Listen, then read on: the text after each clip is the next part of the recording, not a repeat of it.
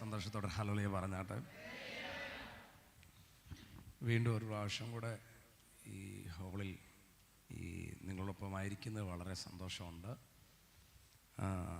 ഈ ചർച്ചിനെ ദൈവം ഇത്രയും തോളം നടത്തുകയും അനുഗ്രഹിക്കുകയൊക്കെ ചെയ്യുന്നത് കാണുന്നത് പല സ്ഥലങ്ങളിൽ നിന്ന് കാണുവാനും അറിയുവാനൊക്കെ കർത്താവ് അവസരം തരുന്നു. കർത്താവ് അനുഗ്രഹിക്കട്ടെ. ഇതിന് നേതൃത്വം കൊടുക്കുന്ന കർത്താവിൻ്റെ ദാസന്മാർ, കുടുംബങ്ങൾ, ഇവിടെയുള്ള എല്ലാ ദൈവമക്കൾ, നിങ്ങളുടെ എല്ലാ പ്രാർത്ഥനകളെല്ലാം പലർക്കും അനുഗ്രഹമാണ്. സഭ ഇനിയും വളരട്ടെ, ദേശങ്ങളിൽ ആമേൻ പടരട്ടെ എന്ന് ഞാൻ പ്രാർത്ഥിക്കുന്നു.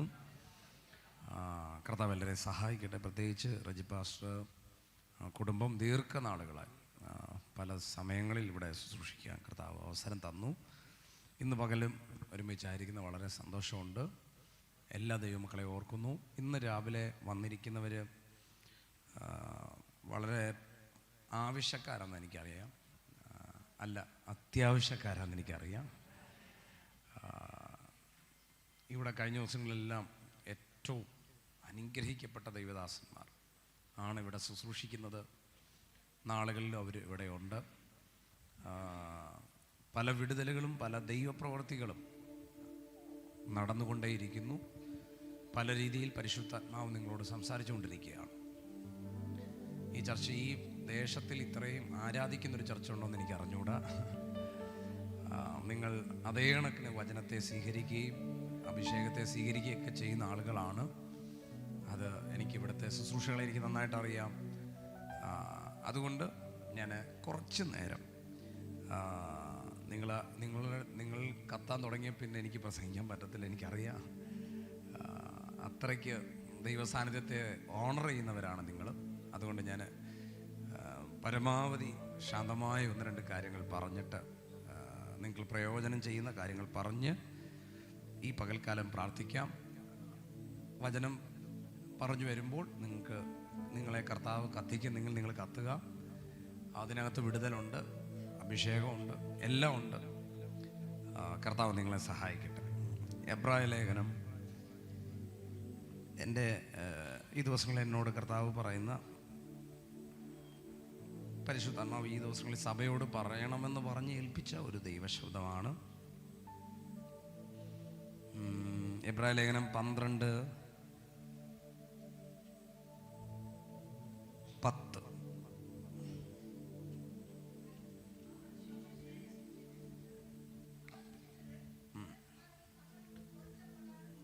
അവനോ നാം അവൻ്റെ വിശുദ്ധി പ്രാപിക്കേണ്ടതിന് നമ്മുടെ ഗുണത്തിനായി തന്നെ ശിക്ഷിക്കുന്നത്. 4-ാമത്തെ വാക്യം, പാപത്തോട് പോരാടുന്നതിൽ നിങ്ങൾ ഇതുവരെ പ്രാണത്യാഗത്തോളം എതിർത്ത് നിന്നിട്ടില്ല. പാപത്തോട് പോരാടുന്നതിൽ നിങ്ങൾ ഇതുവരെ പ്രാണത്യാഗത്തോളം എതിർത്ത് നിന്നിട്ടില്ല. ഞാൻ കുറച്ച് നേരം ഒന്ന് രണ്ട് കാര്യങ്ങൾ പറഞ്ഞ് നിങ്ങൾ എന്നോട് കേൾക്കൂ. എനിക്ക് തോന്നുന്നു ഈ ആരംഭ മിനിറ്റിൽ ഒരു അരമണിക്കൂർ എന്ത് പറഞ്ഞാൽ നിങ്ങളുടെ തലയിലോട്ട് കയറും. നിങ്ങളത് ഇപ്പോൾ ക്ഷീണം ഇല്ലാതൊക്കെ ഇരിക്കുകയാണ്, നല്ല ആരാധനയൊക്കെ കഴിഞ്ഞിട്ടിരിക്കുകയാണ്. ഓക്കെ, അരമണിക്കൂറിൽ നിങ്ങൾ എന്നെ വളരെ പ്രാർത്ഥനയോടെ ശ്രദ്ധിക്കണം. നിങ്ങൾ ശ്രദ്ധിച്ചിരുന്നില്ലെങ്കിൽ ഈ വചനം തുറന്നു വരത്തില്ല. നിങ്ങളുടെ മനസ്സുകൊണ്ട് ഇങ്ങനെ ആഗ്രഹിച്ചുകൊണ്ടിരിക്കണം. നമ്മളെക്കുറിച്ചുള്ള ദൈവത്തിൻ്റെ പദ്ധതി, ഞാൻ ഒരു ശുശ്രൂഷകൻ എന്ന സൈഡിൽ നിന്ന് പറയാം. രാജ്യങ്ങളിൽ നിന്ന് രാജ്യങ്ങളിൽ പോകുന്നതിനപ്പുറത്ത്, ശുശ്രൂഷയിൽ വലിയ തിരക്കുകൾ ഉണ്ടാകുന്നതിനപ്പുറത്ത്, ഒത്തിരി പേര് അറിയുന്നതിനപ്പുറത്ത്, ഒത്തിരി സഭകൾ സ്ഥാപിക്കുന്നതിനപ്പുറത്ത്, എല്ലാത്തിൻ്റെയും ഈ നമ്മളിപ്പോൾ ചിന്തിക്കുന്നതിനൊക്കെ അപ്പുറത്ത് ദൈവത്തിൻ്റെ ആഗ്രഹം എന്ന് പറയുന്നത്, ഞാനെന്ന് പറയുന്ന വ്യക്തിക്ക് ഒരു മാറ്റം ഉണ്ടാകുക എന്നതാണ് ദൈവത്തിൻ്റെ ഏറ്റവും വലിയ ആഗ്രഹം. നിങ്ങളിവിടെ പല പ്രശ്നമായിട്ടൊക്കെ ആയിരിക്കും വരുന്നത്. രോഗമുണ്ട്, കടഭാരങ്ങളുണ്ട്, പല പ്രശ്നങ്ങളിലൂടെയൊക്കെ ആയിരിക്കും നിങ്ങൾ കടന്നു പോകുന്നത്. പക്ഷെ നിങ്ങളെക്കുറിച്ചുള്ള ദൈവത്തിൻ്റെ പദ്ധതി, നിങ്ങൾ അവനെ പോലെ ആകാനാണ് ദൈവം ആഗ്രഹിക്കുന്നത്. നിങ്ങളൊരു ആമേൻ പറയോ? പക്ഷെ അതിൻ്റെ ഇടയിൽ നമുക്ക് പ്രശ്നങ്ങളുണ്ട്, ദുരിതങ്ങളുണ്ട്, നമ്മൾ കടന്നു പോകുന്ന പ്രയാസങ്ങൾ, അതെല്ലാം കർത്താവ് നമ്മളെ സഹായിക്കും. പക്ഷെ ഏറ്റവും പ്രധാനപ്പെട്ട ദൈവത്തിൻ്റെ പദ്ധതി എന്ന് പറയുന്നത് നിങ്ങൾ അവനെപ്പോലെ ആകുക എന്നതാണ്. നിങ്ങളെപ്പോലുള്ള പല പ്രയാസങ്ങളുണ്ടായവർ വേറെ പല സ്ഥലങ്ങളിൽ, വേറെ പല ഇടങ്ങളിൽ അവരിപ്പോഴും പൊയ്ക്കൊണ്ടിരിക്കുക. ഞാൻ ആ സ്ഥലങ്ങളെ പേര് പറയുന്നില്ല. അവർ അവിടെ പോയി പല കാര്യങ്ങൾ ചെയ്തു, അവരുടെ പ്രശ്നം മാറാൻ വേണ്ടി അവരിപ്പോഴും അത് ചെയ്തുകൊണ്ടിരിക്കുക. പക്ഷെ നിങ്ങൾക്കും അതേ പ്രശ്നം ഉണ്ടായപ്പോൾ നിങ്ങൾ വന്ന സ്ഥലം വേറെ സ്ഥലമാണ്. നിങ്ങൾ എന്നെ കേൾക്കുന്നുണ്ടോ? നിങ്ങൾക്കും ആ സ്ഥലത്ത് പോകാമായിരുന്നു. ആ സ്ഥലത്ത് ദീർഘദൂരം യാത്ര ചെയ്ത് കഷ്ടപ്പെട്ട് അവിടെ പോയി പലതും ചെയ്തു കഴിഞ്ഞാൽ നിങ്ങളുടെ പ്രശ്നം മാറുമെന്നുള്ള തോന്നൽ നിങ്ങൾക്കും ഉണ്ടായിരുന്നു. പക്ഷേ ദൈവം അത് അനുവദിച്ചില്ല. ദൈവം എന്നിട്ട് നിങ്ങളെ ഇവിടെ കൊണ്ടുവന്നു. അതിൻ്റെ അർത്ഥം നിങ്ങളുടെ പ്രശ്നം മാറുക എന്നതിനപ്പുറത്ത് നിങ്ങൾ ദൈവത്തെ പോലെ ആകുക എന്നതിനെയാണ് ദൈവം നമ്മളെ വിളിച്ചിരിക്കുന്നത്. എത്ര പേർക്ക് ഞാൻ പറഞ്ഞ് മനസ്സിലാവുന്നുണ്ട്? ഞാൻ ഈ കഴിഞ്ഞ ദിവസങ്ങളിലൊക്കെ പാസ്റ്റർമാരുടെ അടുത്തൊക്കെ പറയുന്ന കാര്യമുണ്ട്, എല്ലാ പ്രശ്നവും മാറിയാലും പ്രശ്നം. അടുത്തിരിക്കുന്നൊരു കൈ കൊടുത്ത് പറഞ്ഞ്, എല്ലാ പ്രശ്നവും മാറിയാലും പ്രശ്നമാണ്. ഒന്നുകൂടെ പറഞ്ഞേ, എല്ലാ പ്രശ്നവും മാറിയാലും. ഒരു 3 പേർക്ക് കൈ കൊടുത്ത് പറഞ്ഞേ, എല്ലാ പ്രശ്നവും. സഹോദരൻ കൈ കൊടുക്കുന്നുണ്ട്, പക്ഷെ ഇത് പറയുന്നില്ല. എല്ലാ പ്രശ്നവും മാറിയാലും പ്രശ്നമാണ്. സത്യമായിട്ട് പറഞ്ഞ, നിങ്ങൾക്ക് പ്രശ്നം ഉണ്ടായിരുന്നെങ്കിൽ, ഇതിനകത്ത് പ്രശ്നം ഇല്ലായിരുന്നെങ്കിൽ ഇതിനകത്തിരിക്കുന്ന പകുതിയിലധികം പേര് ഈ സഭയിൽ വരികയോ ഇങ്ങനെ ഇരുന്ന് കരയുകയോ കൈയടിക്കുകയോ ഒന്നും ചെയ്യത്തില്ല. അപ്പോൾ നമ്മുടെ പ്രശ്നങ്ങളുടെ എല്ലാം പുറകിൽ നമുക്ക് ദൈവത്തെ കാണാൻ പറ്റിയാൽ അതാണ് ഏറ്റവും വലിയ ഭാഗ്യം.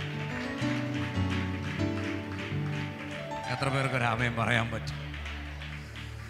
ഇന്നും നിങ്ങളുടെ പല പ്രശ്നങ്ങളൊന്നും മാറിയിട്ടില്ല, എനിക്കറിയാം. പലതും ഇപ്പോൾ അങ്ങനെയൊക്കെ തന്നെയാണ്. പക്ഷേ ഈ പൗലോസ് പറഞ്ഞതുപോലെ നമ്മുടെ പ്രശ്നങ്ങളുടെ നടുവിൽ ദൈവത്തിൻ്റെ കൃപ നമ്മൾ ഈ ദിവസങ്ങളിൽ അനുഭവിക്കുകയാണ്. അപ്പോൾ നിങ്ങൾ ഇന്ന് ഈ ഹോളിൽ വന്നതും ഇങ്ങനൊരു ദൈവദാസനുമായി നിങ്ങളെ ദൈവം കണക്ട് ചെയ്തതും നിങ്ങളിങ്ങനെ ദൈവത്തെ ആരാധിക്കുന്നതിൻ്റെ ഒക്കെ പുറകിൽ ദൈവത്തിൻ്റെ പദ്ധതി എന്ന് പറയുന്നത്, ഞാൻ വായിച്ച വാക്യത്തിൻ്റെ അടിസ്ഥാനത്തിൽ ഞാൻ പറയാം, അവൻ്റെ രൂപവും അവൻ്റെ സ്വഭാവവും അവനെ പോലെ ആകുക എന്ന ഒറ്റ ലക്ഷ്യമാണ് കർത്താവ് നമ്മളെക്കുറിച്ച് ആഗ്രഹിക്കുന്നത്. നിങ്ങൾക്ക് ഈ കഴിഞ്ഞ 10 മിനിറ്റ് സംസാരിച്ചത് മനസ്സിലായുള്ളവരുടെ കൈ ഒന്ന് ഉയർത്തി കാണിച്ചാട്ടെ. ഞാൻ കുറച്ച് കാര്യങ്ങളൊന്ന് നിങ്ങളെ ഒന്ന് പഠിപ്പിക്കാൻ ഞാനൊന്ന് ശ്രമിക്കുക. നിങ്ങൾക്ക് അറിവുള്ള കാര്യങ്ങളാണ്, പക്ഷേ എങ്കിലും ഒന്നും കൂടെ പരിശുദ്ധാത്മാവ് എൻ്റെ അകത്ത് ഓർപ്പിക്കുകയാണ്. ഞാൻ ഈ കഴിഞ്ഞ ഒരു 3 മാസത്തിന് മുമ്പ് ഒരു വീട്ടിൽ, ഒരു നമ്മുടെ ചർച്ചിൽ വരുന്ന ഒരു വീട്ടിൽ പ്രാർത്ഥിക്കാൻ, കുടുംബ പ്രാർത്ഥന കോട്ടേജ് മീറ്റിങ്ങിന് ഞങ്ങൾ കുറച്ച് പാസ്റ്റർമാരെല്ലാം കൂടെ ആ മീറ്റിങ്ങിന് പോയി. ആ മീറ്റിങ്ങിന് ചെല്ലുമ്പോൾ ഒരു 4 വർഷത്തിന് മുമ്പ് ഞാൻ ആ വീട്ടിൽ പോയതും എൻ്റെ മനസ്സിൽ ഓർമ്മ വന്നു. അന്ന് ആ വീട്ടിൽ ചെല്ലുമ്പോൾ നമുക്ക് കാണാൻ പറ്റും, നമ്മുടെ ഒരു ഇരുട്ട് ഫീൽ ചെയ്യും. ആദ്യമായി ആ വീട്ടിൽ ചെല്ലുമ്പോൾ ഒരു ഇരുട്ട് ഫീൽ ചെയ്യും, ഇരുട്ടറിയാൻ പറ്റും. അത് ബൾബൊക്കെ ഉണ്ട്, നല്ല വെട്ടമൊക്കെ ഉണ്ട്, പക്ഷേ എന്തോ ഒരു ഇരുട്ട് ആ വീടിനകത്ത് മൂടിയത് നമുക്ക് അറിയാൻ പറ്റും മൊത്തത്തിൽ. പക്ഷെ 3 വർഷത്തിന് ശേഷം കഴിഞ്ഞ ദിവസം വീണ്ടും ആ വീട്ടിൽ ചെന്നപ്പോൾ ആ വീട് പെയിൻ്റ് ഒന്നും ചെയ്തിട്ടില്ല, വലിയ പണികളൊന്നും ചെയ്തിട്ടില്ല. പക്ഷെ ഇപ്രാവശ്യം ചെന്നപ്പോൾ ആ വീടിനകത്തൊരു പ്രകാശമുണ്ട്. നിങ്ങൾ എന്നെ കേട്ടില്ല? എനിക്ക് മനസ്സിലായി ഈ വീടിനകത്ത് കർത്താവ് ഇപ്പോൾ ഉണ്ട്. അങ്ങനെ കോട്ടേജ് മീറ്റിങ്ങിന് ആ വീട്ടിലെ അവർക്ക് സാക്ഷ്യം പറയാൻ അവസരം കൊടുത്തു. സാക്ഷ്യം പറയാനായിട്ട് അവസരം കൊടുത്തപ്പോൾ അവർ പറഞ്ഞത്, പാസ്റ്റർ, ഞങ്ങൾ കടമായിട്ടാണ് ചർച്ചിൽ വന്നത്. അന്നേരം ഞാൻ അടുത്ത പ്രതീക്ഷിച്ച കാര്യം, ദൈവമേ അവരുടെ കടം മാറിയതിന് നന്ദി എന്ന് മനസ്സിൽ പറയാൻ വന്നേ. അടുത്ത വാക്ക് അവരിങ്ങനെയാണ് പറഞ്ഞത്, ഞങ്ങളുടെ കടമൊന്നും ഇതുവരെ മാറിയിട്ടില്ല. ഒരു പാസ്റ്റർ എന്ന നിലയിൽ വലിയ ഭാരമുണ്ടായി, നിരാശയുണ്ടായി, തല കുനിച്ചിരുന്നു. പക്ഷെ അടുത്ത് അവർ പറഞ്ഞ വാക്ക് എൻ്റെ തലയെ ഉയർത്തി. അവരിങ്ങനെയാണ് പറഞ്ഞത്, ഞങ്ങളുടെ കടം മാറിയില്ലെങ്കിലും ഇന്ന് ഞങ്ങളുടെ ജീവിതത്തിനകത്ത് മുഴുവനും യേശുവിനെ പോലെ ആകാനൊരവസരം കിട്ടി. ഈ ദൂതിന് എത്ര പേര് ആമേൻ പറയുമെന്ന് എനിക്ക് അറിഞ്ഞുകൂടാ. നിങ്ങളുടെ പ്രശ്നങ്ങൾ, കടം, ദുരിതം, ആമേൻ പ്രതിസന്ധികളൊക്കെ മാറിയില്ലെങ്കിലും, മാറിയാലും മാറിയില്ലെങ്കിലും നിങ്ങൾക്കൊരു മാറ്റം ഉണ്ടാകുന്നില്ല എങ്കിൽ നമ്മളുടെ പ്രാർത്ഥനകൾ വെറുതെയാണ്. നമ്മൾ അവൻ്റെ പോലെ ആകാൻ നമുക്ക് പറ്റുന്നില്ല എങ്കിൽ നമ്മുടെ കയ്യടി വെറുതെയാണ്, നമ്മുടെ ആരാധനകൾ വെറുതെയാണ്. നമ്മുടെ സ്വഭാവം മാറുന്നില്ല എങ്കിൽ നമ്മുടെ ജീവിതം കൊണ്ട് യാതൊരു പ്രയോജനമില്ല. നിങ്ങൾ എന്നെ കേൾക്കുന്ന ആരെങ്കിലും ഉണ്ടെങ്കിൽ ആ കൈ ഒന്ന് ഉയർത്തിപ്പിടിച്ചാട്ട്. നിങ്ങളുടെ കടം മാറിയിട്ട് നിങ്ങൾക്ക് യേശുവിനെ കിട്ടിയില്ല എങ്കിൽ ആ പ്രശ്നം മാറിയിട്ട് യാതൊരു പ്രയോജനമില്ല. പക്ഷെ നിങ്ങൾക്ക് ഇപ്പോൾ പ്രതിസന്ധികളും വേദനകളും ഉണ്ടെങ്കിലും നിങ്ങൾക്ക് യേശുവിനെ കിട്ടുന്നു എങ്കിൽ അതേപോലെ ഒരു സൗഭാഗ്യമായതൊന്ന് ഈ ലോകത്തിലില്ല. എന്നെ കേട്ട ആരെങ്കിലും ഉണ്ടെങ്കിൽ ഞാൻ നിങ്ങളോട് ചോദിക്കട്ടെ, ഈ ചർച്ചിനകത്ത് വന്നിട്ട് എത്ര പേർക്ക് വിടുതൽ കിട്ടിയെന്നല്ല ഞാൻ ഇപ്പോൾ ചോദിക്കുന്നത്, എത്ര പേർക്ക് യേശുവിനെ കിട്ടി? കൈയൊന്ന് ഉയർത്തിപ്പിടിച്ച്, കൈയൊന്ന് ഉയർത്തിപ്പിടിച്ച്. എത്ര പേർക്ക് ഈ ചർച്ചിൽ വന്നപ്പോൾ ഇതുവരെ അനുഭവിക്കാത്തൊരു സന്തോഷം കിട്ടി? കൈയൊന്ന് ഉയർത്തിപ്പിടിച്ച് അവരെന്ന് കാണിച്ചാട്ടെ. പാസ്റ്റർ, കഴിഞ്ഞ ദിവസങ്ങൾ, വർഷങ്ങളൊന്നും അനുഭവിക്കാത്തൊരു സമാധാനം ഈ ഹോളിൽ വന്നപ്പോൾ ഞങ്ങൾക്ക് കിട്ടി. ഞങ്ങളുടെ വീട്ടിൽ വലിയ മാറ്റങ്ങളൊന്നും ഇല്ലേലും ഒരു വെളിച്ചം വരാൻ തുടങ്ങി എന്നുള്ളവരുടെ കൈയൊന്ന് ഉയർത്തിപ്പിടിച്ച് കർത്താവിന് നന്ദി പറഞ്ഞാട്ടെ.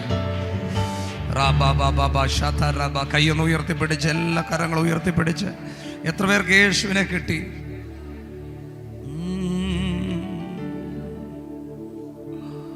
ഓ, എത്ര പേർക്ക് യേശുവിനെ കിട്ടി? യേശു വേണം എൻ ജീവിതത്തിൽ, യേശു വേണം ഓരോ നിമിഷവും, യേശു വേണം എന്നന്ത്യം വരെ. പ്രിയനേ നീ വേണം. എത്ര പേർ പറയും യേശു വേണം എന്നന്ത്യം വരെ?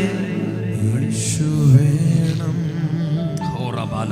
ഓരോ നിമിഷവും, യേശു വേണം എന്നന്ത്യം വരെ. പ്രിയനേ വേണം, യേശു വേണം എൻ ജീവിതത്തിൽ, യേശു വേണം ഓരോ നിമിഷവും, യേശു വേണം എന്നന്ത്യം വരെ. പ്രിയനേ വേണം. എത്ര പേർക്ക് യേശുവിനെ കിട്ടിയിട്ടുണ്ടാ? കൈയൊന്ന് ഉയർത്തി കാണിച്ചാട്ടെ. കൈയൊന്ന് ഉയർത്തി ഒന്ന് ഹല്ലേലൂയ പറഞ്ഞാട്ടെ. ദൈവത്തിൻ്റെ പദ്ധതി എന്ന് പറയുന്നത് നമ്മൾ അവനെ പോലെ ആകുക എന്നതാണ്. ഒന്ന് പറഞ്ഞേ, യേശുവിനെ പോലെ ആകുക. ഒന്ന് പറഞ്ഞേ. ഇത് ഒറ്റ ദിവസം കൊണ്ട് നടക്കുന്ന പരിപാടിയല്ല. നിങ്ങളെന്നെ കേൾക്കുന്നുണ്ടോ? എൻ്റെ ഏറ്റവും വലിയ ആഗ്രഹം ഇത് തന്നെയാണ്. ഞാൻ ശ്രമിച്ചുകൊണ്ടിരിക്കുകയാണ്, ഇതിനുവേണ്ടി പ്രാർത്ഥിച്ചു കൊണ്ടിരിക്കുകയാണ്. നമ്മുടെ ശുശ്രൂഷ നമ്മളെ നിത്യതയിൽ കൊണ്ടുപോകത്തില്ല. എന്നെ എത്ര പേർക്ക് അറിയാം എന്നുള്ളത് നിത്യതയെ കൊണ്ടുപോകത്തില്ല. എനിക്ക് എത്ര സബ്സ്ക്രൈബറുണ്ട് അതെന്നെ നിത്യതയെ കൊണ്ടുപോകത്തില്ല. എത്രത്തോളം ശുശ്രൂഷ എന്നിൽ വെളിപ്പെടുന്നോ അതെന്നെ നിത്യതയെ കൊണ്ടുപോകത്തില്ല. ഞാൻ വന്ന വണ്ടി എന്നെ നിത്യതയെ കൊണ്ടുപോകത്തില്ല. ആരെങ്കിലും എന്നെ കേൾക്കുന്നുണ്ടോ? 1000 പേര് കൂടുന്ന സഭ എനിക്കുണ്ടെന്ന് പറഞ്ഞ് ഞാൻ നിത്യതയെ പോകത്തില്ല. ഇവിടെ എൻ്റെ സ്വഭാവമാണ്, എൻ്റെ ക്യാരക്ടറാണ്, എൻ്റെ ദൈവബന്ധമാണ് എനിക്ക് വേണ്ടി ഇത് തുറന്നു തരുന്നത്. അപ്പോൾ ദൈവം നമ്മളെ എന്തിനാ വിളിച്ചേ? ഒത്തിരി ആളുകൾ ഉണ്ടായിരുന്നല്ലോ ഈ പട്ടണത്തിൽ. ഞാൻ പറഞ്ഞല്ലോ, പലർക്കും പ്രശ്നം ഉണ്ടായപ്പോൾ അവർ പലയിടത്തും പോയി. മലകളിൽ പോയി, വേറെ പള്ളികളിൽ പോയി, പ്രതിഷ്ഠകൾ ചെയ്തു, ചെയ്യാകുന്നതെല്ലാം ചെയ്തു. പക്ഷെ നിങ്ങളെ അനുവദിച്ചില്ലല്ലോ. പറഞ്ഞേ, മിണ്ടിയേ നിങ്ങളെ അനുവദിച്ചില്ലല്ലോ. നിങ്ങൾ പോയില്ലല്ലോ. നമ്മൾ പോസ്റ്റർ കണ്ട് കയറിയ ആൾക്കാരല്ല നിങ്ങൾ. ആരും അങ്ങനെ ചിന്തിക്കരുത്. നിങ്ങളിവിടെ പരസ്യം കണ്ട് കയറിയ ആൾക്കാരല്ല. നിങ്ങൾ ദൈവത്താൽ നിയോഗം പ്രാപിച്ചു കയറിയവരാണ്.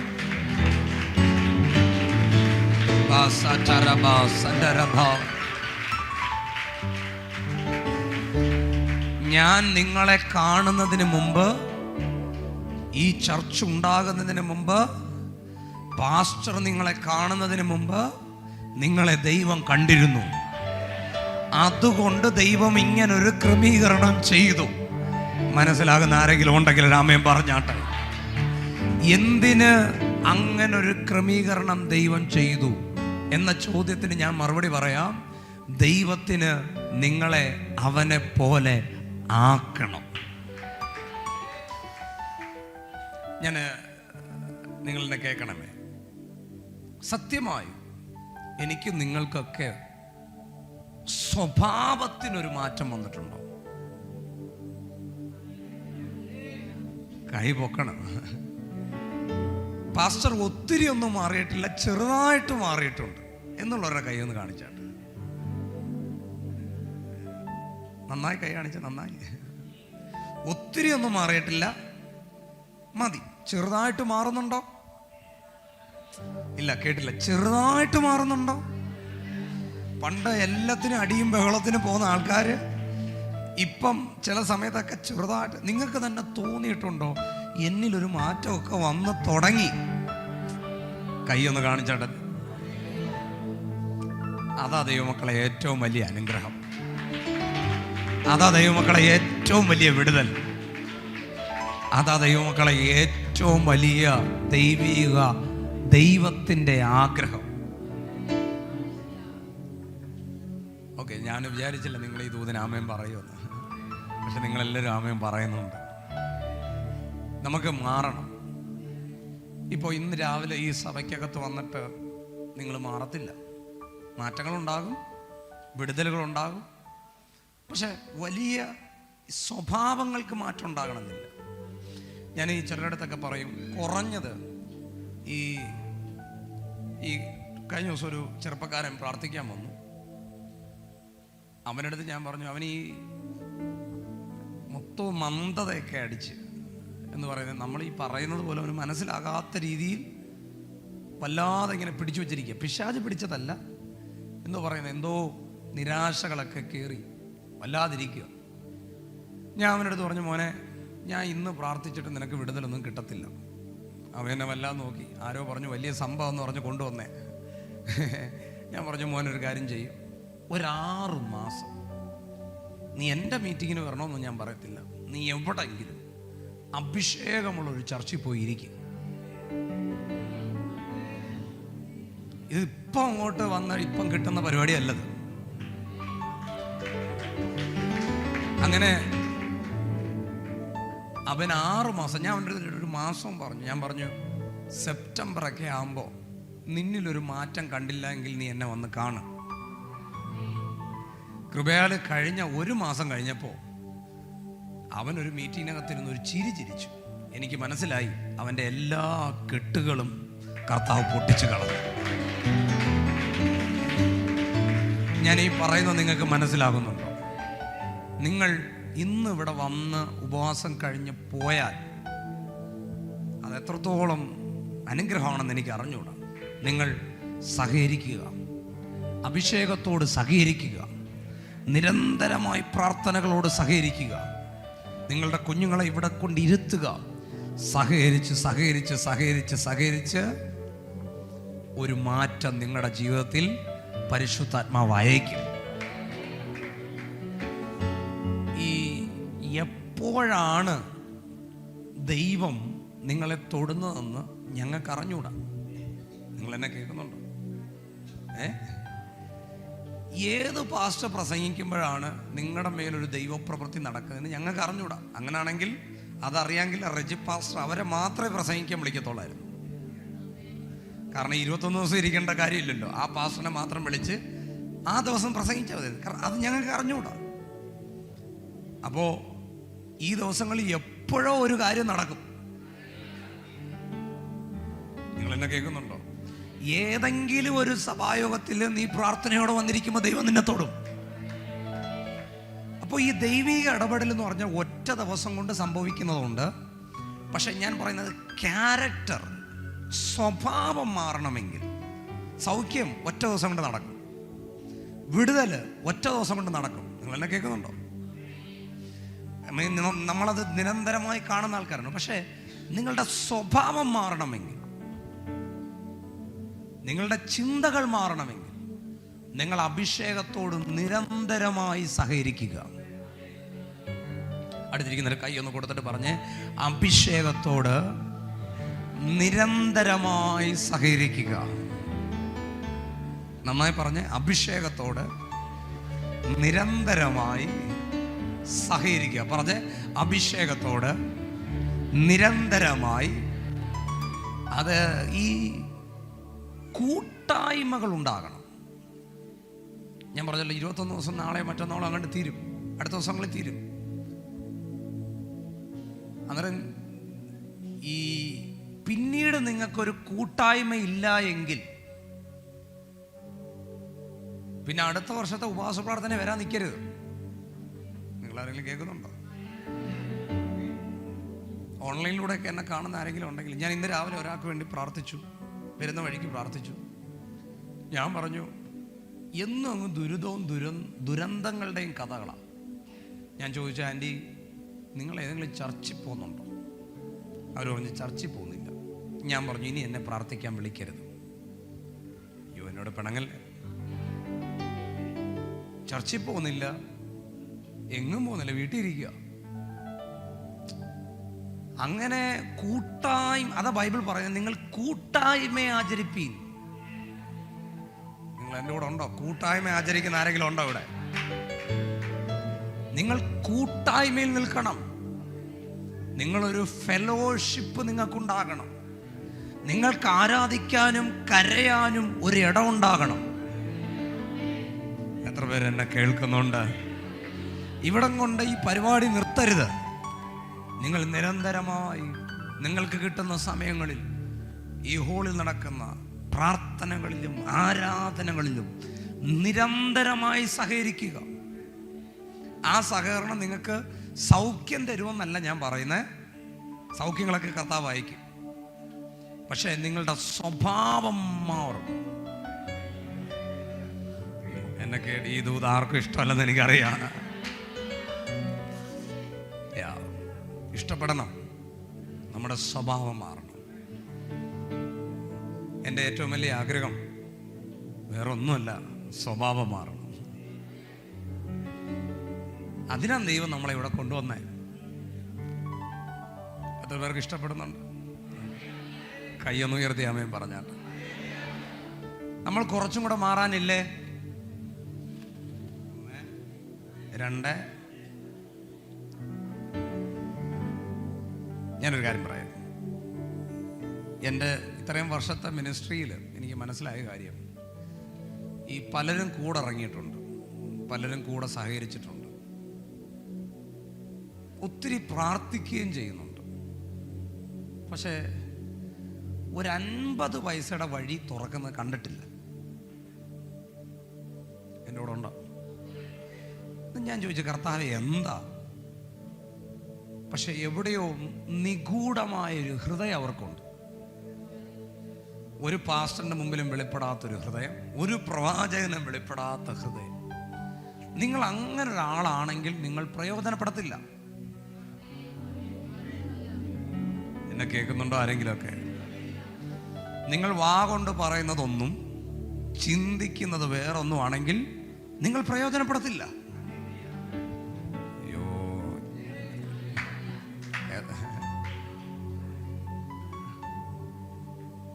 അവൻ ഗർവിയെ അവൻ ദൂരത്ത് നിന്നറിയുന്നു. നിങ്ങളുടെ വായിൽ എന്തുണ്ടോ അതേ ഹൃദയത്തിലും വരാവുള്ളൂ. എന്നെ കേൾക്കുന്നുണ്ടോ ആരെങ്കിലുമൊക്കെ? പലരും ഉപവസിക്കുന്നുണ്ട്, പ്രാർത്ഥിക്കുന്നുണ്ട്. ഈ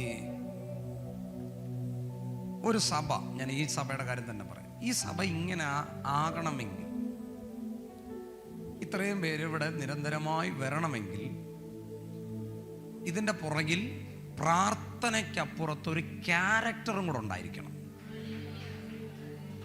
നിങ്ങൾ എന്നെ കേൾക്കുന്നുണ്ടോ? നിങ്ങൾക്കൊരു ശുശ്രൂഷ എന്നെക്കാട്ടി നന്നായി പ്രസംഗിക്കുന്ന എത്രയോ പേർ കേരളത്തിലുണ്ട്. കഴിഞ്ഞ ദിവസം കേരളത്തിലെ എല്ലാ പാസ്റ്റർമാരും കൊതിക്കുന്ന ഒരു പ്ലാറ്റ്ഫോമിൽ എൻ്റെ ഒരു കൂട്ടു സഹോദരനെ പ്രസംഗിക്കാൻ അവസരം കിട്ടി. 6 മാസത്തിന് മുമ്പായിരുന്നു. അത് ആ പ്രസംഗത്തിന് അദ്ദേഹം പോകുമ്പോൾ ഇന്ന് ഇവിടെ പ്രസംഗിച്ച കാരണത്താൽ ലോകത്തിൻ്റെ എല്ലാ ഭൂഖണ്ഡങ്ങളും ഇന്ന് രാത്രി കൊണ്ട് തുറക്കുമെന്ന് പറഞ്ഞാണ് ഇദ്ദേഹം പോയത്. ഇദ്ദേഹത്തിന് 3 ദിവസം അവിടെ പ്രസംഗിക്കാൻ അവസരം കിട്ടി. പ്രസംഗിച്ചു, നന്നായി പ്രസംഗിച്ചു, നന്നായി വചനം പറഞ്ഞു. അദ്ദേഹം തിരിച്ച് വീട്ടിൽ വന്നു. അതിനു മുമ്പിട്ട് ഈ ആഴ്ച വല്ലപ്പോഴും വിടുമ്പോൾ ആരെങ്കിലും ഒന്ന് പ്രാർത്ഥിക്കാനെങ്കിലും വിളിക്കുമായിരുന്നു.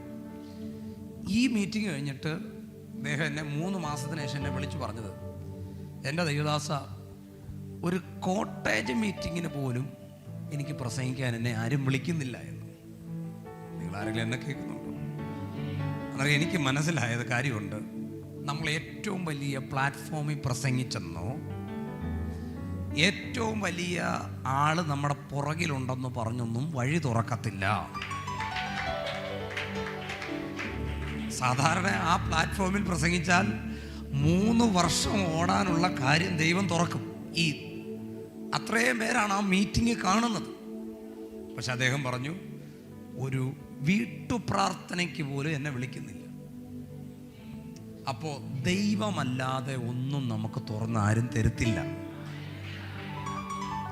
ദൈവത്താലല്ലാതെ ഒന്നും സംഭവിക്കത്തുമില്ല. ദൈവമല്ലാതെ ഒന്നും തുറക്കത്തുമില്ല. ദൈവം അറിയാതെ ഒന്നും അടയ്ക്കത്തുമില്ല. ആമേൻ പറയാൻ പറ്റുന്നൊരു ആമേൻ പറഞ്ഞാട്ടെ. നിങ്ങൾ എന്നെ കേൾക്കുന്നുണ്ടോ? അപ്പോൾ നമ്മളെക്കാൾ ശുശ്രൂഷിക്കുന്നവരോടുണ്ട്, നമ്മളെക്കാൾ പ്രാർത്ഥിക്കുന്നവരുണ്ട്, നമ്മളെക്കാൾ കരയുന്ന ആളുകളുണ്ട്. പക്ഷെ എന്തുകൊണ്ട് അവർ അനുഗ്രഹിക്കപ്പെടുന്നില്ല? എന്തുകൊണ്ട് അവരുടെ അഭിഷേകം പ്രയോജനപ്പെടുന്നില്ല? ഇത്രയും നേരം പറഞ്ഞതല്ലേ, എന്താ കാരണം? നിങ്ങൾ പറ, എന്താ കാരണം? എന്തൊക്കെയോ ചെയ്യുന്നുണ്ട്, ഒരു ക്യാരക്ടറില്ല.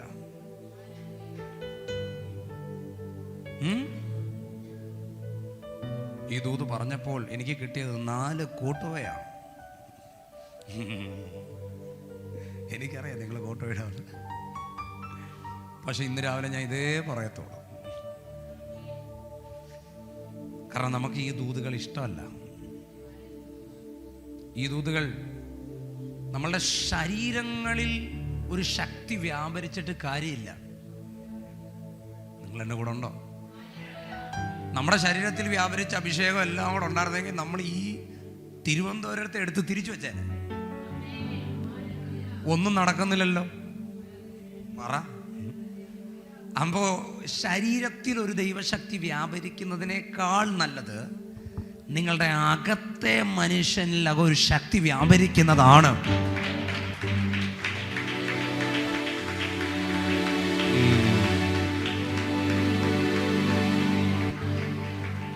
ശരീരത്തിൽ നിന്നല്ല ഒരു ശക്തി അകത്തേക്ക് വ്യാപരിക്കേണ്ടത്, അകത്തുനിന്നൊരു ശക്തി നിങ്ങളുടെ ശരീരത്തിലേക്ക് വ്യാപരിക്കണം. നിങ്ങൾ എത്ര പേരെന്നെ കേൾക്കുന്നുണ്ട്? നിങ്ങളുടെ അകത്തെ മനുഷ്യൻ ശക്തിപ്പെടണം. അതാ കർത്താവിന്റെ ദാസൻ പറഞ്ഞേ, നിങ്ങളുടെ അകത്തെ മനുഷ്യൻ പറഞ്ഞു തടി കുറയും, ക്ഷീണിക്കട്ടെ, തടി കുറയട്ടെ. പക്ഷെ അകത്തെ മനുഷ്യൻ ശക്തിപ്പെടുന്നുണ്ടോ? ആ കൈയൊന്ന് ഉയർത്തി കാണിച്ചേ. ഇനി നിങ്ങൾക്ക് എത്ര നേരം കൂടെ ഞാൻ ഇങ്ങനെ വചനം പറഞ്ഞാൽ കേട്ടിരിക്കാനുള്ള കപ്പാസിറ്റി ഉണ്ട്? പറഞ്ഞാട്ടെ. ഇല്ല, നിങ്ങൾ പറ. എത്ര അരമണിക്കൂറൂടെ കാണും? അരമണിക്കൂറും കൂടെ വചനം കേട്ടിരിക്കാനുള്ള കപ്പാസിറ്റി ഉണ്ടോ? അല്ല, പറ. അരമണിക്കൂർ വേണോ? 1 മണിക്കൂർ വേണോ? അച്ഛൻ ഓക്കെ. ഇവിടെ ഒരു 4 പേര് സെറ്റാണ്, എനിക്കറിയാം. Okay, thank you. ശാന്തമായി പറയാ, കയ്യടിയൊന്നുമില്ല, കേട്ടിരുന്നോണം. ദൈവത്തിൻ്റെ ഏറ്റവും വലിയ പദ്ധതി എന്ന് പറയുന്നത്, എബ്രായ ലേഖനവും ബൈബിളും മൊത്തവും പറയുന്നത്, അവൻ്റെ വിശുദ്ധി നമ്മൾ പ്രാപിക്കുക എന്നതാണ്. കേൾക്കുന്ന ആരെങ്കിലും ഉണ്ടോ? അവൻ്റെ വിശുദ്ധി. സ്വർഗത്തിൽ ചെന്നാൽ പിന്നെ പ്രവചനമില്ല. നിങ്ങൾ എന്നെ കേൾക്കുന്നുണ്ടോ? സ്വർഗത്തിൽ ചെന്നാൽ പിന്നെ പ്രവചനം, പിന്നെ ഹീലിംഗ് ഇല്ല. അയ്യോ, നിങ്ങളെ വല്ല നോക്കുന്നു. പിന്നെ കൃപാവരങ്ങളില്ല. സ്വർഗത്തിൽ എപ്പോഴും ഹോളിനെസ് ആണുള്ളത്.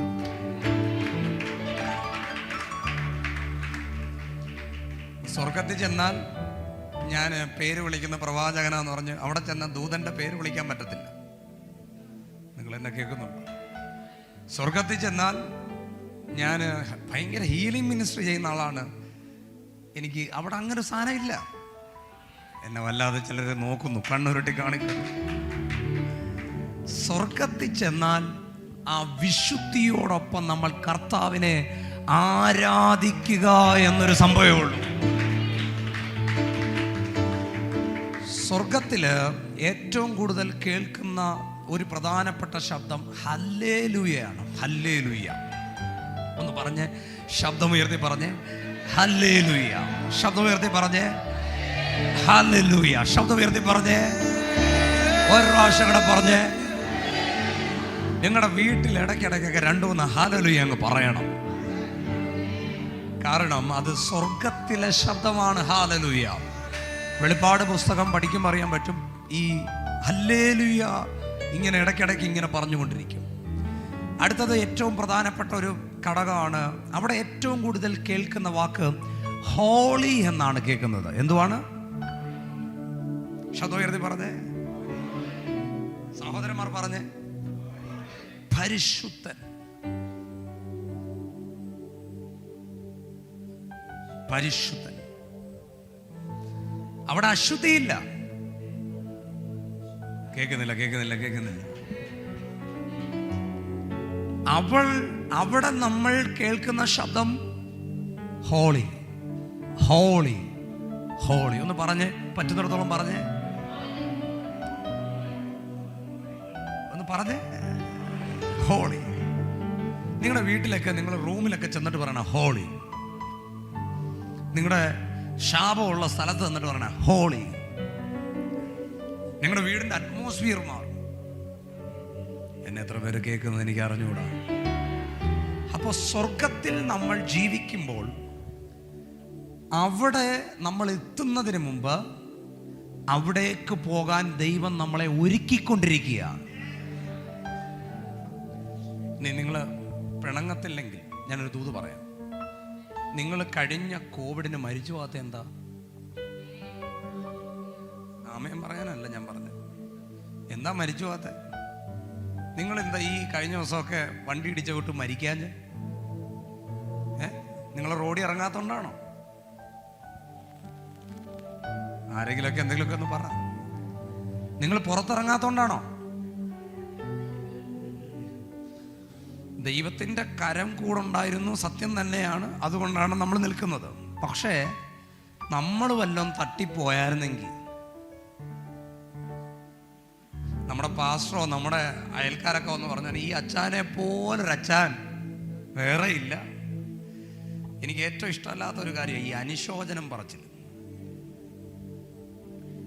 എത്ര വലിയ മോശമായി ജീവിച്ച ആൾക്കും ഈ അവസാനത്തെ ദിവസം നാട്ടുകാരെല്ലാം പറയും ആ അച്ചാനെ പോലൊരച്ചാനില്ലായിരുന്നു, ആ അച്ചാനെ ഉണ്ടായിരുന്നെങ്കിൽ.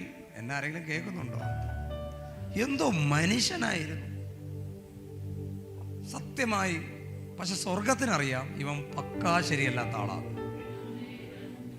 നമ്മൾ പലപ്പോഴും നമ്മൾ ഈ ലോകത്തിൽ നിന്ന് മാറ്റപ്പെടാത്തതിൻ്റെ ഏറ്റവും പ്രധാനപ്പെട്ട ഒരു കാര്യം, നമ്മൾ മാറ്റപ്പെട്ടാൽ നമ്മൾ നിത്യതയ്ക്ക് ഓഹരിയാകത്തില്ല. ആർക്കെങ്കിലുമൊക്കെ ഒരു 5 പേര് എൻ്റെ കൂടെ ഉണ്ടോ? നമ്മൾ മാസ്ക് ഇട്ടുകൊണ്ടല്ല, നമ്മൾ സാനിറ്റൈസർ പുരട്ടിക്കൊണ്ടല്ല, കർത്താവ് വെച്ചിരിക്കുക. എന്തിനാണെന്നറിയാമോ?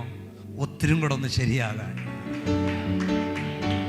അപ്പോൾ ആരോ ഇപ്പം ചിന്തിച്ചു, പാസ്റ്റർ അന്നേരം ശരിയാകാതെ ജീവിച്ചാൽ കുറച്ച് ആയുസ്സും കൂടെ കിട്ടുമെന്ന് ആർക്കോ തോന്നി. തിരുവനന്തപുരംകാരല്ലേ, തോന്നും. അപ്പോൾ നന്നായി ജീവിച്ചാൽ പെട്ടെന്ന് മരിക്കുമെന്നും, നന്നായി ജീവിക്കാതിരുന്നാൽ കുറച്ച് നാളും കൂടെ ജീവിക്കാമെന്ന് ആർക്കെങ്കിലും തെറ്റിദ്ധാരണയുണ്ടെങ്കിൽ ഞാൻ പറഞ്ഞത് അങ്ങനെയല്ല. ഇതെപ്പോൾ സംഭവിക്കുമെന്ന് ആർക്കും അറിഞ്ഞുകൂടാ. പിന്നെ നമ്മളെ ഒന്ന് ഒരുക്കിയെടുത്ത് നമുക്കത് നഷ്ടപ്പെടാതെ കുറച്ചും കൂടെ ആയുസ് നമുക്ക് തന്ന് കുറച്ചും കൂടെ കർത്താവിനെ സ്നേഹിക്കാനും, കുറച്ചും കൂടെ കർത്താവിന് വേണ്ടി നിൽക്കാനും, കുറച്ചും കൂടെ കർത്താവിന് വേണ്ടി പ്രയോജനപ്പെടാനും ആണ് ദൈവം നമ്മളെ വിളിച്ചത്. ആരെങ്കിലും ഉണ്ടെങ്കിൽ, ആ മനസ്സിലാകുന്ന ആരെങ്കിലും ഉണ്ടെങ്കിൽ. നമ്മൾ പലപ്പോഴും കഴിഞ്ഞ വർഷങ്ങളിലൊക്കെ മാറ്റപ്പെട്ടായിരുന്നെങ്കിൽ നമ്മൾ ചിലപ്പോൾ ആ നിത്യത നമുക്ക് കിട്ടത്തില്ലായിരുന്നു. എന്നെ കേൾക്കുന്ന ആരെങ്കിലും ഉണ്ടോ? നിത്യത കിട്ടത്തില്ല. അതുകൊണ്ട് ഈ കർത്താവ് പറഞ്ഞു അത് കുറച്ച് നാളും കൂടെ അവിടെ നിൽക്കട്ടെ, വെട്ടിക്കളയണ്ട, കുറച്ചും കൂടെ നിൽക്കട്ടെ. കാരണം എന്തുകൊണ്ട് നിങ്ങൾ ഈ ലോകത്തിൽ പിന്നെയും ജീവിക്കുന്നു? അതിൻ്റെ ഏറ്റവും പ്രധാനപ്പെട്ട ഒരു ഘടകം, നിങ്ങൾക്ക് വേണ്ടി യേശു കർത്താവ് തൻ്റെ രക്തം ഊറ്റി അവൻ നിങ്ങൾക്ക് വേണ്ടി മരിച്ചത്. അതിൻ്റെ പുറകിൽ ഒരു പദ്ധതിയുണ്ട്. ആ പദ്ധതി എന്ന് പറയുന്നത് നിങ്ങളെ അവിടെ കൊണ്ടുപോകാൻ. ദൈവത്തിൻ്റെ ഏറ്റവും വലിയ ആഗ്രഹം മാക്സിമം നിങ്ങളെ അവിടെ വലിച്ചു കയറ്റണമെന്ന് ദൈവത്തിന് ആഗ്രഹമുണ്ട്.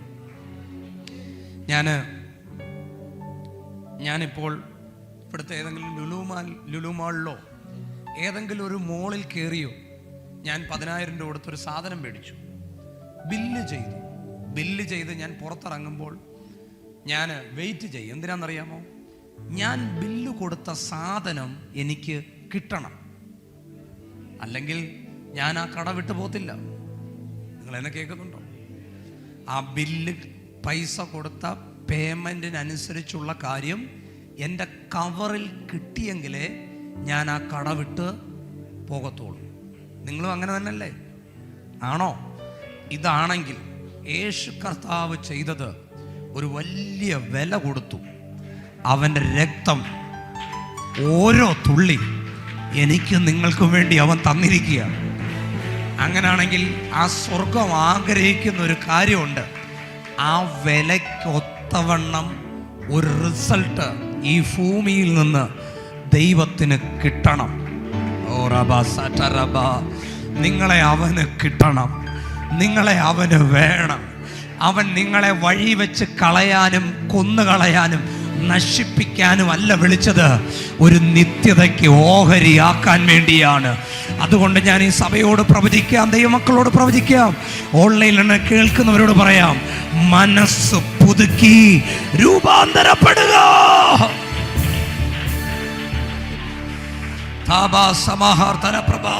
മോളെ, നിന്നെ കർത്താവ് ഇന്ന് രാത്രി ഈ പകൽക്കാലം ആമേൻ പരിശുദ്ധാത്മാവ് സംസാരിക്കുകയാണ്.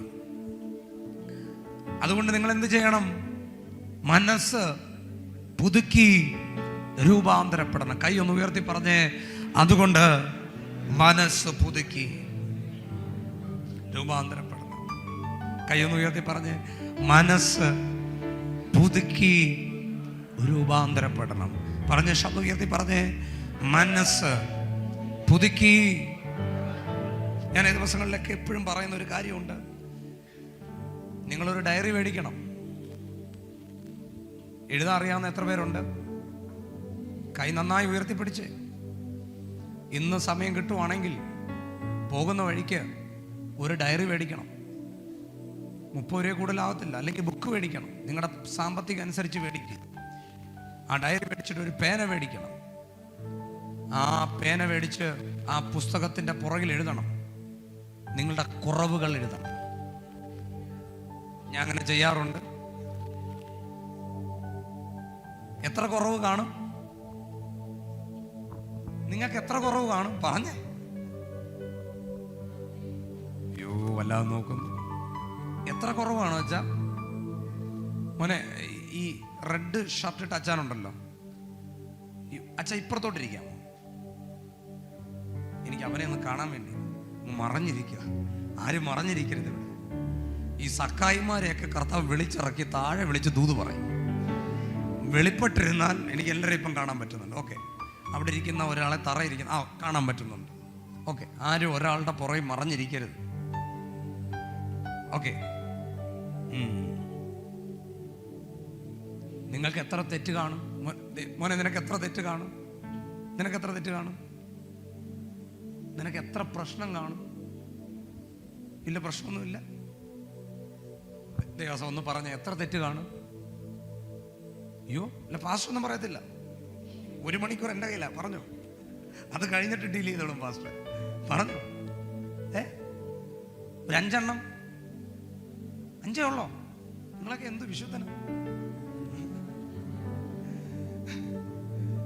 അച്ഛാ, എത്ര കാണും അച്ഛാ? Okay, thank you. നല്ലൊരു മറുപടിയായിരുന്നു. ഈ ചിലർക്കൊരു തോന്നലുണ്ട്, എൻ്റെ ഒരു തെറ്റുമില്ല. അവനെ എൻ്റെ ഭാഷയെ പറഞ്ഞ റൂമിൽ എടുത്തു കൊണ്ടുപോയി ഇട്ടി കൊടുക്കണം.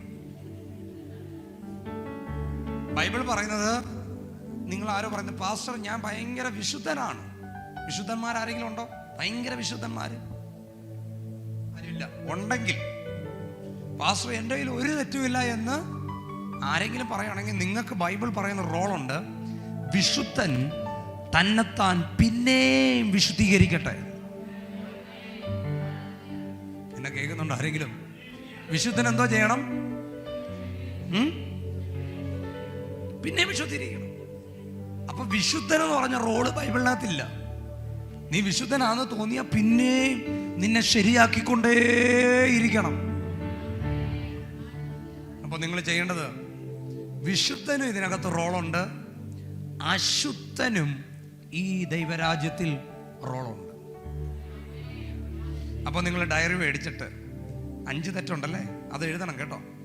ആ 5 തെറ്റ് പെട്ടെന്ന് എഴുതാൻ പറ്റും, കാരണം ഓർമ്മയിലുള്ളതാണ്. പിന്നീട് സമയമെടുത്ത് ആരും അറിയാതെ അത് 20 ആക്കണം, 30 ആക്കണം, 100 ആക്കണം. ഒരു എങ്ങനെയെങ്കിലും ശ്രമിച്ചാൽ ഒരു 100 എണ്ണം കാണും. ഞാൻ നോക്കിയപ്പോൾ 250 ഉണ്ടായിരുന്നു. 250 അന്നേരം കുഴപ്പമില്ല, എൻ്റെ കാര്യം കൂടെ പറഞ്ഞ വിഷയമില്ല. അങ്ങനെ 250 എണ്ണം ഞാൻ എഴുതിയിട്ട്, ഈ എഴുതുമ്പോൾ നിങ്ങൾ ശ്രദ്ധിക്കണം, എഴുതാൻ എത്ര പേര് റെഡിയാണ്? കൂട്ടക്ഷരം എഴുതാൻ അറിയാമോ എന്ന് പറഞ്ഞാൽ ആർക്കും മനസ്സിലാകാത്ത രീതി എഴുതാൻ അറിയാമോ? അങ്ങനെ എഴുതാവുള്ളൂ, അല്ലെങ്കിൽ ഭാര്യ കണ്ട അന്ന് ഡൈവേഴ്സ് ആവും.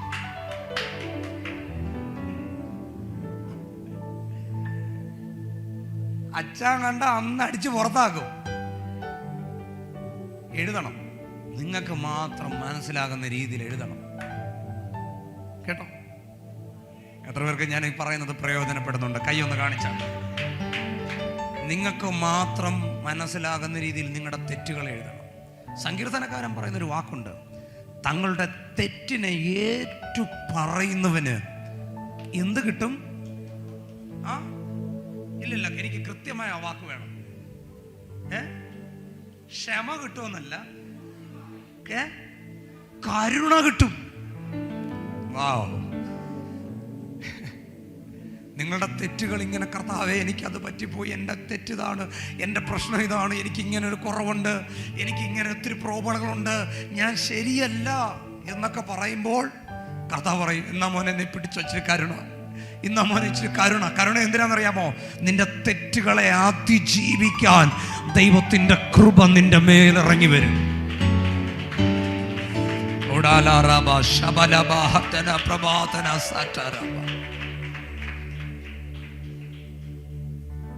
തെറ്റുകൾ എഴുതണം. എന്നിട്ട് 2024 തീരുന്നതിന് മുമ്പ് ആ 120 എണ്ണം ഓരോന്ന് പതുക്കെ പതുക്കെ വെട്ടണം. എന്നിട്ട് നിങ്ങൾ അതിനോട് ജയമെടുക്കണം. എത്ര പേര് എൻ്റെ കൂടെ ഉണ്ട്? എത്ര പേരോട് കർത്താവ് സംസാരിക്കുന്നുണ്ട്? നമ്മളൊക്കെ മരിക്കുമ്പം പ്രാഗൽഭ്യത്തോടെ മരിക്കണം. നിങ്ങളാരും പേടിച്ചൊന്നും മരിക്കല്ല കേട്ടോ. ഈ പലപ്പോഴും പലർക്കും മരിക്കാൻ എന്താ പേടിയെന്നറിയാമോ? ഈ മരിക്കുന്ന അവസാനത്തെ മിനിറ്റിന് ഇവന് പേടി തോന്നും. പേടി എന്താ തോന്നുന്നറിയാമോ? ഇവൻ അറിയാം അങ്ങോട്ട് പോത്തില്ല എന്ന്. പക്ഷെ നിങ്ങൾ നന്നായി കർത്താവിന് വേണ്ടി ജീവിക്കുന്ന ഒരാളാണെങ്കിൽ ഏത് സമയം വന്നാലും നിങ്ങൾക്കറിയാം, ഈ ശരീരം ഇവിടം കൊണ്ട് മണ്ണിന് ഇരയാകത്തില്ല. ഇത് അദ്രവത്തിൽ വിതച്ചാൽ, ഇത് ദ്രവത്വത്തിൽ ഇത് വീണുപോയാലും, ഇത് ഒരു ചെടി കിളിച്ചു വരുന്നത് പോലെ ഈ ശരീരം മറു സൈഡിൽ കിളിച്ചു വരുമെന്നുള്ള ഒരു വെളിപ്പാടുണ്ടാകും. നിങ്ങളാരും ഹോസ്പിറ്റലിൻ്റെ ICU കിടന്ന് മാനസാന്തരപ്പെടരുത്. നിങ്ങളാരെങ്കിലും എന്നെ കേൾക്കുന്നുണ്ടോ? ഞങ്ങളുടെയൊക്കെ നാട്ടിലൊരു പരിപാടിയുണ്ട്, ഇവിടെ ഉണ്ടെന്ന് എനിക്ക് അറിഞ്ഞൂടെ. ഈ പള്ളികളിലൊക്കെ ഉണ്ടാകുന്നൊരു ചടങ്ങുണ്ട്. അവസാനം അപ്പച്ചൻ 90ാമത്തെ വയസ്സുണ്ടാകുമ്പോൾ അപ്പച്ചൻ്റെ അടുക്ക പോയിട്ട് ഒരു പ്രാർത്ഥനയും, പിന്നെ 3 ദിവസത്തിന് മുമ്പ് അച്ഛൻ വരുമെന്നൊക്കെ പറഞ്ഞ് ഒരു കത്രിമേശയൊക്കെ കൊടുത്ത് ഈ ആളെ ഒന്ന് വിശുദ്ധീകരിക്കുന്ന പരിപാടിയുണ്ട്. അത് നടക്കത്തില്ല. നിങ്ങൾ എൻ്റെ കൂടെ ഉണ്ടോ? നമുക്ക് തനിയെ ജീവിക്കണം. എനിക്കിത് പറയുമ്പോൾ എൻ്റെ ഹൃദയം വല്ലാതെ, കർത്താവ് എൻ്റെ ഹൃദയത്തിൽ ഇങ്ങനെ ഇടപെടുന്നത് പോലെ എനിക്കറിയാം. നിങ്ങളാരും പേടിക്കണ്ട, നിങ്ങളാരും മരണത്തെ ഭയപ്പെടണ്ട. എന്തിനാ മരിക്കാൻ പേടിക്കുന്നത്? മരിക്കാൻ നിങ്ങൾക്ക് പേടിയുണ്ടെങ്കിൽ ഒന്ന്, നിങ്ങൾ ഈ ലോകത്തെ വല്ലാതെ സ്നേഹിക്കുന്നതാണ്. മരിക്കാൻ നിങ്ങൾക്ക് പേടിയുണ്ടെങ്കിൽ നിങ്ങൾക്ക് നിത്യതയെക്കുറിച്ചുള്ള വെളിപ്പാടില്ല എന്നാണ്. മരിക്കാൻ നിങ്ങൾ പേടിക്കുന്നെങ്കിൽ നിങ്ങൾക്കറിയാം, ചിലപ്പോൾ നിങ്ങൾ സ്വർഗത്തിൽ പോകാൻ സാധ്യത കുറവാണെന്ന് ഉള്ള പേടി നിങ്ങൾക്ക് കാണും.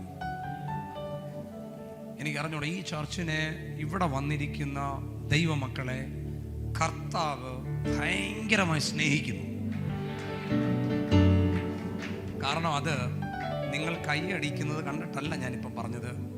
ഇതേ കണക്കിനൊന്ന് പ്രസംഗിക്കാൻ പലയിടത്തും ശ്രമിച്ചിട്ട് ഇതുവരെ തുറന്നു വന്നിട്ടില്ല. അതിൻ്റെ അർത്ഥം ഞാൻ പറയാം, നിങ്ങളെ കർത്താവ് വലുതായി സ്നേഹിക്കുന്നു, നിങ്ങളെ കർത്താവ് വലുതായി ഓണർ ചെയ്യുന്നുണ്ട്. ഈ വചനം 30, 60, 100 മേനിയായി കിളിച്ചു വരട്ടെ.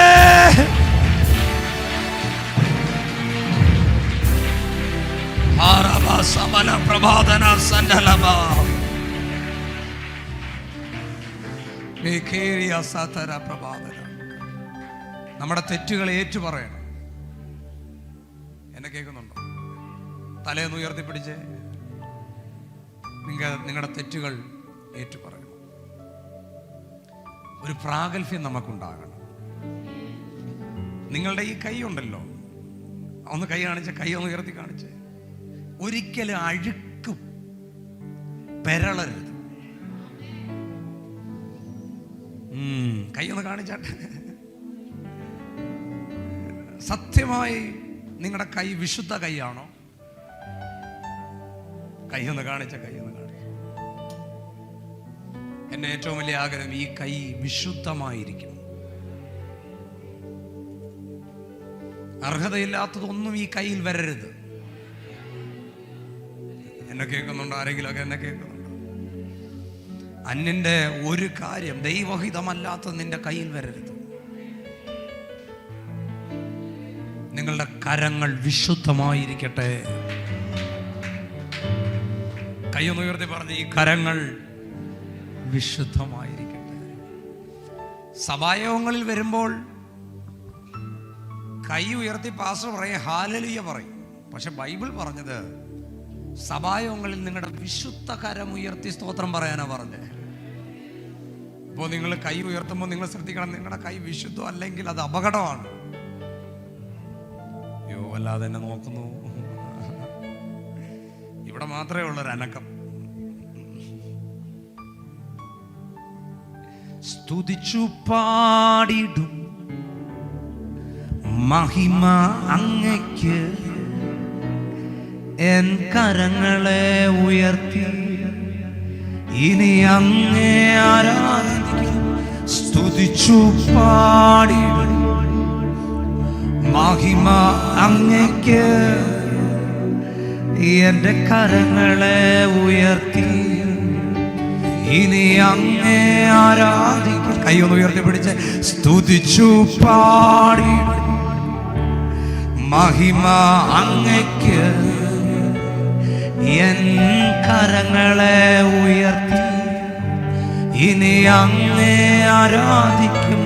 സ്തുതിച്ചു പാടിടും മഹിമ അങ്ങയ്ക്ക്, എൻ കരങ്ങളെ ഉയർത്തി ഇനി അങ്ങേ ആരാധിക്കും. യേശു വലിയവൻ, അത്ഭുതങ്ങൾ ചെയ്യുന്നവൻ, അങ്ങേ പോലെ ആരുമില്ല, അങ്ങേ പോലെ ആരുമില്ല. യേശു വലിയവൻ, അത്ഭുതങ്ങൾ ചെയ്യുന്നവൻ, അങ്ങേ പോലെ ആരുമില്ല, അങ്ങേ പോലെ ആരുമില്ല. സ്തുതിച്ചു പാടിടും മഹിമ അങ്ങയ്ക്ക്, എൻ കരങ്ങളെ ഉയർത്തി ഇനി അങ്ങേ ആരാധിക്കും. സ്തുതിച്ചു പാടിടും മഹിമ അങ്ങയ്ക്ക്, എൻ കരങ്ങളെ ഉയർത്തി ഇനി അങ്ങേ ആരാധിക്കും. യേശു വലിയവൻ, അത്ഭുതങ്ങൾ ചെയ്യുന്നവൻ, അങ്ങേ പോലെ ആരുമില്ല, അങ്ങേ പോലെ ആരുമില്ല. യേശു വലിയവൻ, അത്ഭുതങ്ങൾ ചെയ്യുന്നവൻ, അങ്ങേ പോലെ ആരുമില്ല, അങ്ങേ പോലെ ആരുമില്ല, അങ്ങേ പോലെ ആരുമില്ല. നിങ്ങളുടെ വിശുദ്ധ കരങ്ങളൊന്ന് ഉയർത്തിപ്പിടിച്ച് അങ്ങേ പോലെ ആരുമില്ല, അങ്ങേ പോലെ ആരുമില്ല. ആദ്യനും അന്ത്യനുമായോനെ, ജീവൻ ഉറവിടമായോനെ, ഞാനോ നിത്യം ജീവിപ്പാൻ സ്വയയാഗമായോനെ. ആദ്യനും അന്ത്യനുമായോനെ, ജീവൻ ഉറവിടമായോനെ, ഞാനോ നിത്യം ജീവിപ്പാൻ സ്വയയാഗമായോനെ. ആദ്യനും അന്ത്യനുമായോനെ, ജീവൻ ഉറവിടമായോനെ, ഞാനോ നിത്യം ജീവിപ്പാൻ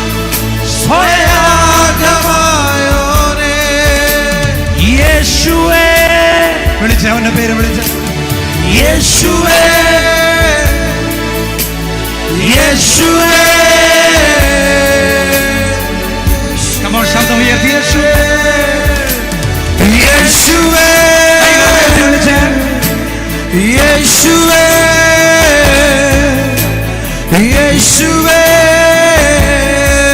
യേശുവേ. ഓ യേശുവേ. കമോൺ, ശബ്ദം ഉയർത്തി യേശുവേ യേശുവേ യേശുവേ. ഓ യേശുവേ യേശുവേ യേശുവേ യേശുവേ.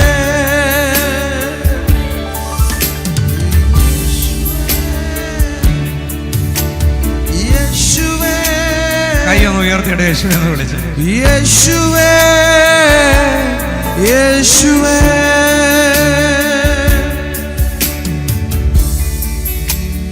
ഞാനോ നിത്യം ജീവിപ്പാൻ സ്വയയാഗമായോ. അവരെന്ന് പറഞ്ഞ ഞാനോ നിത്യം പറഞ്ഞേ, ഞാനോ നിത്യം. അപ്പൊ ദൈവത്തിന്റെ ആഗ്രഹം 80 വയസ്സ് വരെ നമ്മൾ ജീവിക്കുന്ന പരിപാടിക്കല്ല ദൈവം നമ്മളെ വിളിച്ചത്. 90 വയസ്സ് വരെ ജീവിക്കുന്ന പരിപാടിക്കല്ല നമ്മളെ ദൈവം വിളിച്ചത്. നിത്യമായ ഒരു ജീവന് വേണ്ടിയാ നമ്മളെ വിളിച്ചിരിക്കുന്നത്. കൈ ഒന്ന് ഉയർത്തി പിടിച്ച രാമൻ അടുത്തിരിക്കുന്ന കൈ ഒന്ന് പിടിച്ചിട്ട് പറഞ്ഞേ, 90 വയസ്സ് വരെ ജീവിക്കാനല്ല നമ്മളെ വിളിച്ചത്.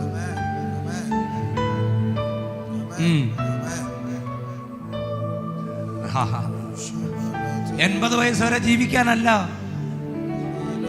നമ്മുടെ ജീവിതം എന്തുവാ? നിത്യമായി ജീവിപ്പാൻ. ഒന്ന് സ്നേഹത്തോടൊന്ന് വിളിച്ചു പറഞ്ഞേ, കൈയൊന്ന് പിടിച്ച് പറഞ്ഞേ, കൈയൊന്ന് പിടിച്ചേ, ഒന്ന് കൈയൊന്ന് പിടിച്ചേ. ഞാൻ പറയുന്നത് അതേ കണക്കൊന്ന് പറഞ്ഞേ, ഞാൻ പറയുന്ന അതേ കണക്കൊന്ന് പറഞ്ഞേ. നിത്യമായി ജീവിക്കാൻ. ഞാനൊരു കാര്യം പറയട്ടെ, നിങ്ങൾ ഇത്രയും ഈ ദൂതനെ കേൾക്കുന്നോണ്ട് ഞാൻ പറയാം. ഈ മീറ്റിംഗ് എത്ര മണിക്കാ തീരുന്നേ?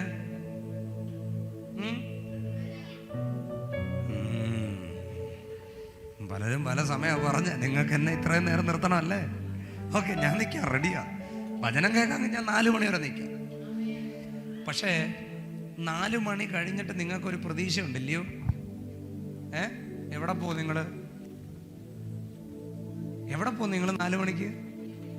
പറ, ഉറച്ചു പറ. വീട്ടിൽ പോവും. എന്തിനാ വീട്ടിൽ പോകുന്നേ? വീട്ടിൽ അച്ഛനുണ്ട്, അമ്മാമ്മയുണ്ട്, കുഞ്ഞുങ്ങളുണ്ട്. ഇത് നമ്മുടെ പ്രത്യാശയാണ്. ഇതേപോലെ തന്നെയാണ് 80 വയസ്സുകളിൽ നമ്മൾ ജീവിക്കുമ്പോഴും നമ്മുടെ അകത്തൊരു പ്രത്യാശ ഉണ്ടാകണം. എൻ്റെ വീട്ടിൽ എനിക്ക് പോകണം, എനിക്കൊരു വീടുണ്ട്, അവിടെ എനിക്കായി കാത്തിരിക്കുന്ന ഒരു അപ്പനുണ്ട്. കൈയൊന്ന് ഉയർത്തിപ്പിടിച്ച പ്രതി. ബോട്ടിൽ ഞാൻ കേറിയിടും പാട്ടോടെ യാത്രയ്ക്കാ. ബോട്ടിൽ ഞാൻ കേറിയിടും പാട്ടോടെ യാത്രയ്ക്കാ. പാടറിയാമോ? ഈ പാട്ടൊക്കെ എൻ്റെ മനസ്സിൽ ഇവിടെ നിൽക്കുമ്പോൾ വരികയാണ്. ബോട്ടിൽ ഞാൻ കേറി. പാട്ട് കിട്ടിയ വരി കിട്ടിയ പാട്ടോടെ യാത്രയ്ക്കാ. നമ്മളൊരു യാത്രയിലാ പ്രിയരെ. അടുത്തിരിക്കുന്ന കൈയൊന്ന് പിടിച്ചു പറ, നമ്മളൊരു യാത്രയില്ല. ഒന്നുകൂടെ പറ, യാത്രയില്ല. നന്നായി പറഞ്ഞ യാത്രയില്ല. ഒരു 3 പേർക്ക് കൈ കൊടുത്ത് പറഞ്ഞേ, യാത്രയില്ല, യാത്രയില്ല, യാത്രയില്ല. എന്താ ഈ യാത്ര എങ്ങോട്ടാന്നറിയാമോ? ഈ യാത്ര തീരുന്ന യാത്രയല്ല, നിത്യത വരെയുള്ള ഒരു യാത്രയാണിത്.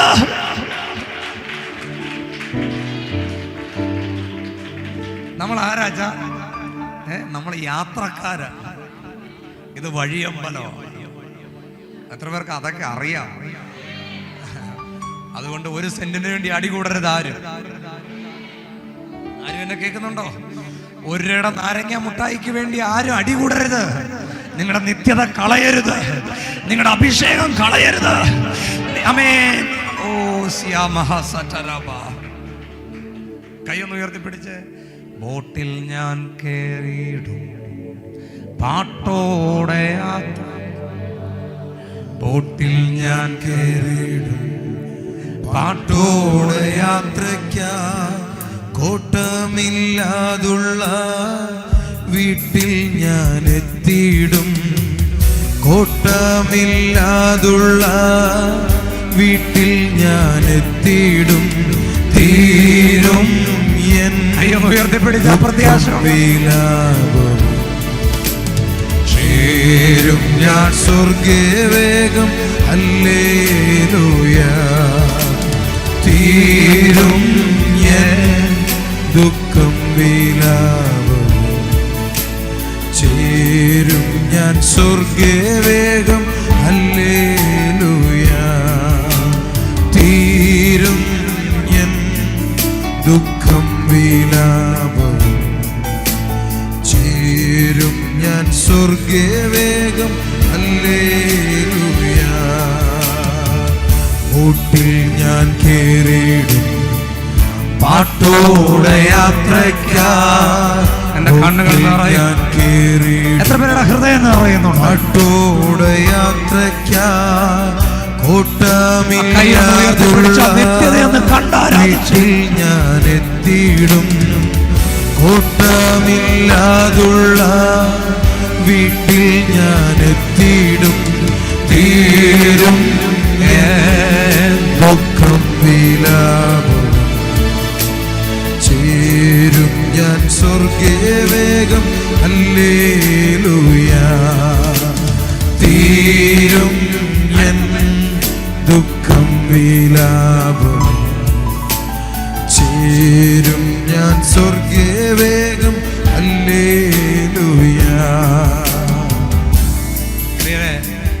നിങ്ങൾ ആരും ചിന്തിക്കരുത് 80 വയസ്സ് കൊണ്ട് ഇത് എല്ലാം അവസാനിച്ചത്. സത്യം പറഞ്ഞ 80 വയസ്സുകൊണ്ട് തുടങ്ങാൻ പോവുക. അപ്പൊ നമ്മളെ ദൈവം എന്തിനാ വിളിച്ചേ? യേശു എന്തിനാ മരിച്ചേ? അത് പറഞ്ഞു. നമ്മൾ ഈ ബോർഡൊക്കെ വെച്ച് കാണിച്ചിട്ടുണ്ട്. യേശു കർത്താവ് രോഗികളെ സൗഖ്യമാക്കുന്നു, യേശു കർത്താവ് വിടുതൽ തരുന്നു, യേശു കർത്താവ് നിങ്ങളുടെ ബന്ധനങ്ങളെ അഴിക്കുന്നു. ഞാനത് 100 പ്രാവശ്യം ആമേൻ പറയുന്നു. പക്ഷെ യേശു കർത്താവ് മരിച്ചത് പാപങ്ങൾക്ക് വേണ്ടിയാണ്. എത്ര പേര് കേട്ടെന്ന് എനിക്ക് അറിഞ്ഞൂടാ. യേശു മരിച്ചത് എന്തിനാണ്? ഈ ഓമന കുമാരൻ, സ്വന്തം മകൻ യേശുവിനെ ഈ ലോകത്തിലേക്ക് വിട്ടത് എന്തിനാണ്? പറ. പാപം മാറ്റാൻ വേണ്ടിയാ. അപ്പൊ പാപം മാറിയാൽ എന്ത് സംഭവിക്കും? എന്നിൽ എന്ത് സംഭവിക്കും? പാപം മാറിയാൽ എന്നിൽ എന്ത് സംഭവിക്കും? ഇല്ല, നിങ്ങൾ കേട്ടില്ല. പാപം എന്നിൽ മാറിയാൽ എന്നിൽ എന്താ സംഭവിക്കുന്നത്? വിശുദ്ധി എന്നിൽ സംഭവിക്കും. ലോകത്തിലെ ഏറ്റവും ദൈവത്തിന്റെ ആഗ്രഹം എന്ന് പറയുന്നത്, ഏറ്റവും പ്രധാനപ്പെട്ട ആഗ്രഹം എന്ന് പറയുന്നത് തൻ്റെ മകനെ അഴിച്ച് ഈ പാപത്തിന്റെ സ്വാധീനത്തിൽ നിന്ന് ജനത്തെ വിടുവിക്കുക എന്നതാണ്. അപ്പോൾ ആ സ്വപ്നം എന്നിൽ സംഭവിക്കുക. എന്നിൽ പാപം മാറുമ്പോൾ എന്നിൽ എന്ത് സംഭവിക്കും? വിശുദ്ധി വരും. വിശുദ്ധി വന്നാൽ എന്താ അവിടെ സംഭവിക്കുന്നത്? ക്രൂശിന്റെ വിടുതൽ യാഥാർത്ഥ്യമാകുക. അത് രക്ഷിക്കപ്പെടുന്നവർക്ക് ഈ ക്രൂശ് ഒരു അനുഗ്രഹം. നശിച്ചു പോകുന്നവർക്ക് ഇത് അറിഞ്ഞുകൂടാ. ഇത് വിശ്വസിക്കുന്നവർക്ക് ഇതൊരു അനുഗ്രഹമായി മാറുകയാണ്.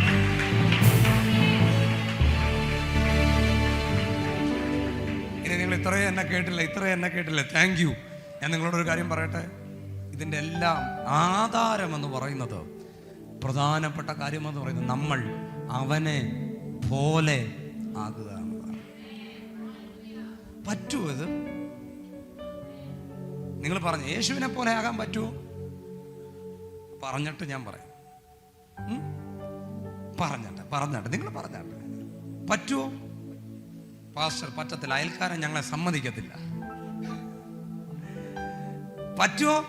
അച്ഛൻ ഞങ്ങളെ സമ്മതിക്കത്തില്ല. പറ്റണമെന്നൊക്കെ ആഗ്രഹമുണ്ട്. വീട്ടിൽ ചെല്ലുമ്പോൾ അച്ഛൻ എന്തെങ്കിലും പറയും. അച്ഛൻ പാത്രം എടുത്ത് തറയിടും, ഞാൻ ചൂലെടുത്ത് തലക്കടിക്കും. പറ്റത്തില്ല പാസ്റ്റർ. പക്ഷെ പറ്റും കേട്ടോ. അയ്യോ, 3 കൈയുള്ള വിഷയം, ഇതിന് കൈ ഉയർത്തി ആമേൻ പറയണം. എങ്ങനെ പറ്റുന്ന എനിക്ക് സംശയമായിരുന്നു. ഞാൻ പലയിടത്തും പറയും, കുഞ്ഞുങ്ങൾ യൂത്തിൻ്റെ മീറ്റിങ്ങിനൊക്കെ പോകുമ്പോൾ പറയും, പാസ്റ്ററെ പറ്റുമോ? എന്നിട്ട് ഞാൻ പറയും ശ്രമിക്കണമെന്ന് പറയും. എന്തോ? പക്ഷെ ഇപ്പോൾ എന്നോട് പറഞ്ഞു ശ്രമിക്കാനല്ല, പറ്റും. എങ്ങനെയാണെന്നറിയാമോ? പറയാനുള്ള കാരണം, ഈ ഞങ്ങളുടെ നാട്ടില് ഒരു കുഞ്ഞിനെ എടുത്തു വളർത്തി. പാസ്റ്ററെ കേട്ടോണോ? കുഞ്ഞിനെ എടുത്തു വളർത്തി. അവർക്ക് 50-40 വർഷമായിട്ട് കുഞ്ഞുങ്ങളില്ല. കുഞ്ഞിനെ എടുത്തു വളർത്തി. കുഞ്ഞിൻ്റെ പേര്, കുഞ്ഞിനെ അവരെ എടുത്തു വളർത്തി. ഞാൻ പേര് പറയുന്നില്ല. കുഞ്ഞിനെ അവരെ എടുത്തു വളർത്തി. ഇപ്പോൾ ഒരു 10-15 വയസ്സ് കഴിഞ്ഞു. ആ കുഞ്ഞ് നോർത്ത് ഇന്ത്യൻ ബാക്ക്ഗ്രൗണ്ടുള്ള കുഞ്ഞാണ്. ഹിന്ദി, കർണാടക കണക്ട് ചെയ്തൊരു കുഞ്ഞാണ്. 15 വർഷം കഴിഞ്ഞു. കഴിഞ്ഞ ദിവസം ഞാൻ ആ കുഞ്ഞിനെ കണ്ടപ്പോൾ, ആ മോനെ കണ്ടപ്പോൾ വളർന്നു. ഇപ്പോൾ ഒത്തിരി, ഇവൻ്റെ അത്രയുണ്ട്. ഞാൻ നോക്കിയപ്പോൾ അന്നമ്മാമ്മയുടെ അതേ മുഖം. നിങ്ങൾ കേട്ടില്ല? തോമാച്ചാൻ ചിരിക്കുന്നത് പോലെ ചിരിക്കുന്നു. അയ്യോ, നിങ്ങൾ എന്നെ കേട്ടില്ല. ഈ 2 അപ്പച്ചന്മാർ എവിടുന്നാ വന്നേ? അതാ എനിക്ക് തോന്നി. തിരുവനന്തപുരം അല്ല, എന്തായാലും മനസ്സിലായി. ഇടുക്കിന്ന് വന്നതാ. കോട്ടയം. കോട്ടയോ ഇടുക്കി. തിരുവനന്തപുരത്ത് വന്നിട്ട് ഇടുക്കിക്കാർ പ്രാപിച്ചോണ്ട് പോവാ. നിങ്ങളിങ്ങനെ നോക്കിക്കൊണ്ടിരുന്നു. എനിക്ക് തോന്നി എൻ്റെ പൊന്നച്ച പ്രവചനമൊന്നുമല്ല, നിങ്ങൾ ഈ വചനം പിടിക്കുന്ന കണ്ടപ്പോൾ മനസ്സിലായി. കോട്ടയോ ഇടുക്കി. അടിപൊളി. രൂപം മാറി.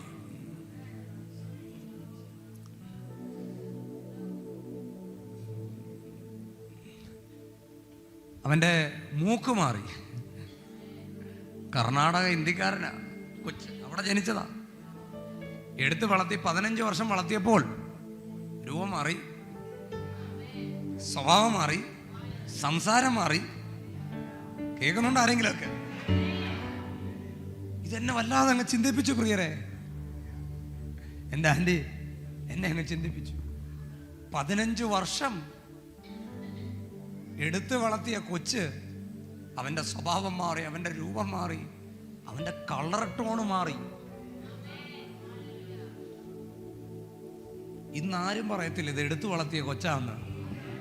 തോമാച്ചാൻ്റെ അന്നമ്മാമ്മയുടെ പോലെ തന്നെ ഇരിക്കുക. നിങ്ങൾ ആരെങ്കിലും എന്നെ കേൾക്കുന്നുണ്ടോ? കേൾക്കുന്നവരുടെ കൈ ഒന്ന് കാണിച്ചാട്ടെ. അപ്പോൾ എന്നെ പരിശുദ്ധാത്മാവ് ഒരു വചനം എന്നോട് കണക്ട് ചെയ്തു. എഫേസ്യ ലേഖനത്തിൽ നിന്ന്, അവൻ നിങ്ങളെ ദത്തെടുത്തിരിക്കുകയാണ്. ബൈബിൾ പറയുന്നത്, ജാതികളായ ആർക്കും വേണ്ടാത്ത നമ്മളെ അവൻ ദത്തെടുത്തിരിക്കുക. ഇനി അവൻ്റെ രൂപമാണ് നമ്മളിലുള്ളത്, അവൻ്റെ സ്വഭാവമാണ് നമ്മളിലുള്ളത്. ആർക്കതിന് വേണ്ട അക്കരവൊന്ന് അടിച്ച് ഈ മീറ്റിങ്ങിൽ കഴിഞ്ഞ 1 മണിക്കൂറിന് ശേഷം ഞാൻ ആദ്യമായി പറയാ, കൈയൊന്ന് അടിച്ച് ദൈവത്തിന് ആരാധന കൊടുക്കുക.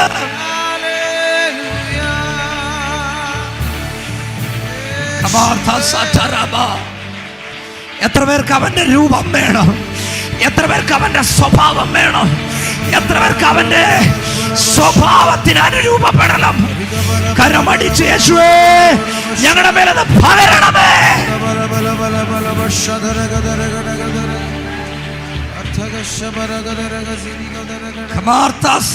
പ്രബോധന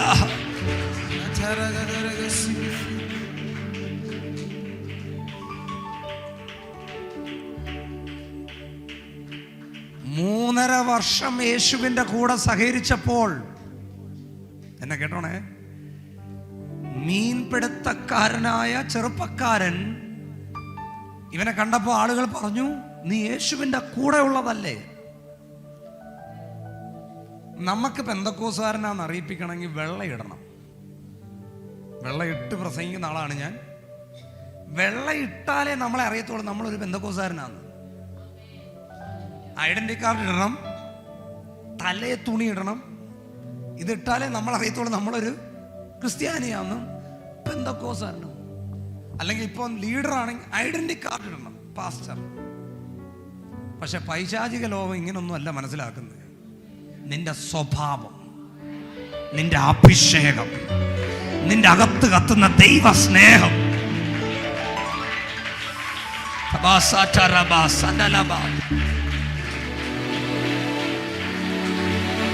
ആരുടെയെങ്കിലും അകത്തുണ്ടോ ഇത്?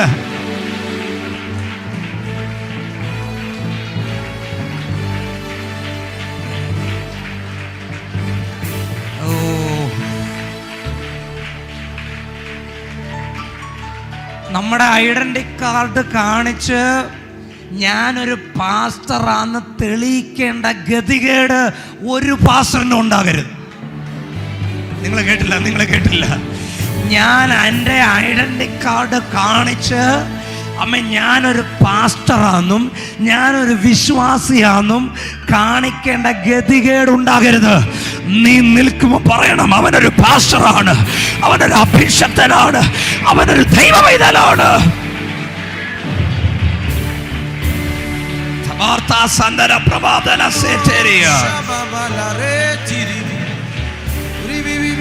ആരെങ്കിലും എന്റെ കൂടെ ഉണ്ടെങ്കിൽ ഇതിന് രാമയം പറഞ്ഞാട്ടെ.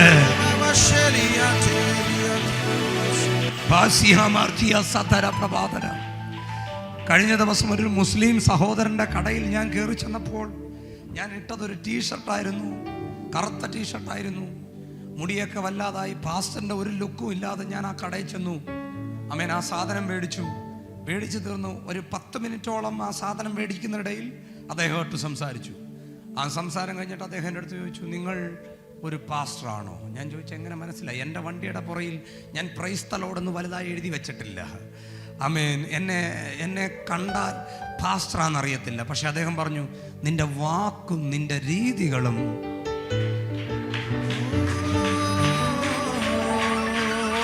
ഇതാണ് സുവിശേഷം. ഇതാണ് സുവിശേഷം. നിങ്ങളുടെ അയൽക്കാർ പറയണം നീ ഒരു പാസ്റ്ററാണ്. നിങ്ങളുടെ അയൽക്കാർ പറയണം നീ ഒരു വിശ്വാസിയാണ്.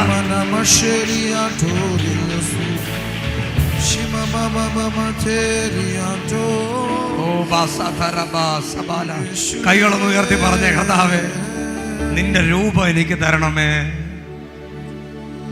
പറഞ്ഞേ, നിന്റെ രൂപം എനിക്ക് തരണമേ. ഈ പകൽക്കാലം നിങ്ങൾ ഒത്തിരി മീറ്റിങ്ങിന് ഈ ഹോളിൽ ഇരുന്നിട്ടുണ്ട്, എനിക്കറിയാം. പക്ഷേ ഈ പകൽക്കാലം ഒരു അസാധാരണമായ പകൽക്കാലമാണ്. ഇത് സൗഖ്യത്തിന്റെ പകലല്ല, വിടുതലിന്റെ പകലല്ല, യേശുവിന്റെ രൂപം ധരിക്കുന്ന പകലാണ്.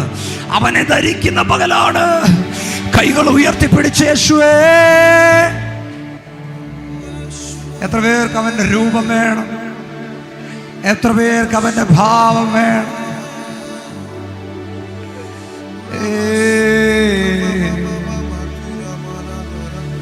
3.5 വർഷം യേശുവിന്റെ കൂടെ നടന്ന പത്രോസിനെ കണ്ടിട്ട് പറഞ്ഞു, നിന്റെ വാക്കും ഉച്ചാരണവും പറയുന്നു നീ യേശുവിന്റെ ആളാണെന്ന്. ഐഡന്റിറ്റി കാർഡില്ല, വെള്ളയില്ല, മീശ പഠിച്ചിട്ടില്ല, പക്ഷെ സ്വഭാവം വിളിച്ചു പറയുക, ഞാൻ യേശുവിന്റെ ആളാണെന്ന്. ഈ തലമുറയിൽ ദൈവം നിങ്ങളെ വിളിക്കുകയാണ്. ഈ സഭയ്ക്കകത്ത് ദൈവം ചിലരെ എഴുന്നേൽപ്പിക്കുകയാണ് യേശുവിന്റെ രൂപം ധരിക്കാൻ. ഒരു വലിയ അഭിഷേകം ഈ ഹോളിൽ വ്യാപരിക്കുന്നു. കൈകൾ ഉയർത്തിപ്പിടിച്ചതിനെ ഇപ്പോൾ നിങ്ങൾക്കതിനെ സ്വീകരിക്കാം. ഇപ്പോൾ അവന്റെ രൂപം വരട്ടെ, അവന്റെ സ്വഭാവം വരട്ടെ. ശബ്ദമുയർത്തി ഒന്ന് പ്രാർത്ഥിച്ച്, ശബ്ദമുയർത്തി ഒന്ന് പ്രാർത്ഥിച്ച്.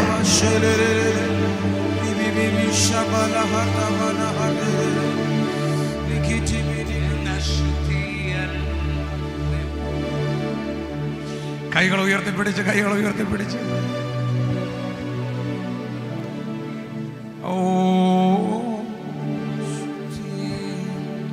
ഹോളി, കൈകൾ ഉയർത്തി പറഞ്ഞേ, holy holy you are holy. കൈകൾ ഉയർത്തി പറഞ്ഞേ ഹോളി ഹോളി.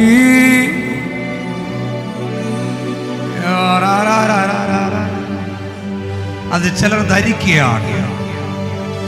ഹോളി.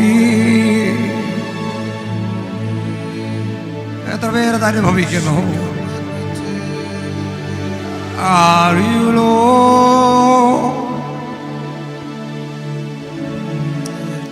എന്ന ശുദ്ധിയല്ല ചാരമാ ഞാൻ മുത്താകട്ടെ. കൈയൊന്ന് ഉയർത്തി പറഞ്ഞേ എന്ന ശുദ്ധിയ ചാരം ഞാൻ തീളം മുത്താകട്ടെ. കൈയൊന്ന് ഉയർത്തി പറഞ്ഞ എന്ന ശുദ്ധിയല്ല എന്ന ശുദ്ധിയല്ല ചാരമാകട്ടെ ഞാൻ തിളങ്ങുന്ന മുത്താകട്ടെ. എനിക്കറിയാം ഒത്തിരി പേരെ കർത്താവ് ഇങ്ങനെ സ്പർശിക്കുന്ന എനിക്ക് കാണാൻ പറ്റും. It is not deliverance day. It is not healing day. ഈ പകൽക്കാലം അങ്ങയുടെ വിശുദ്ധി പ്രാപിക്കുന്ന പകലായി മാറട്ടെ.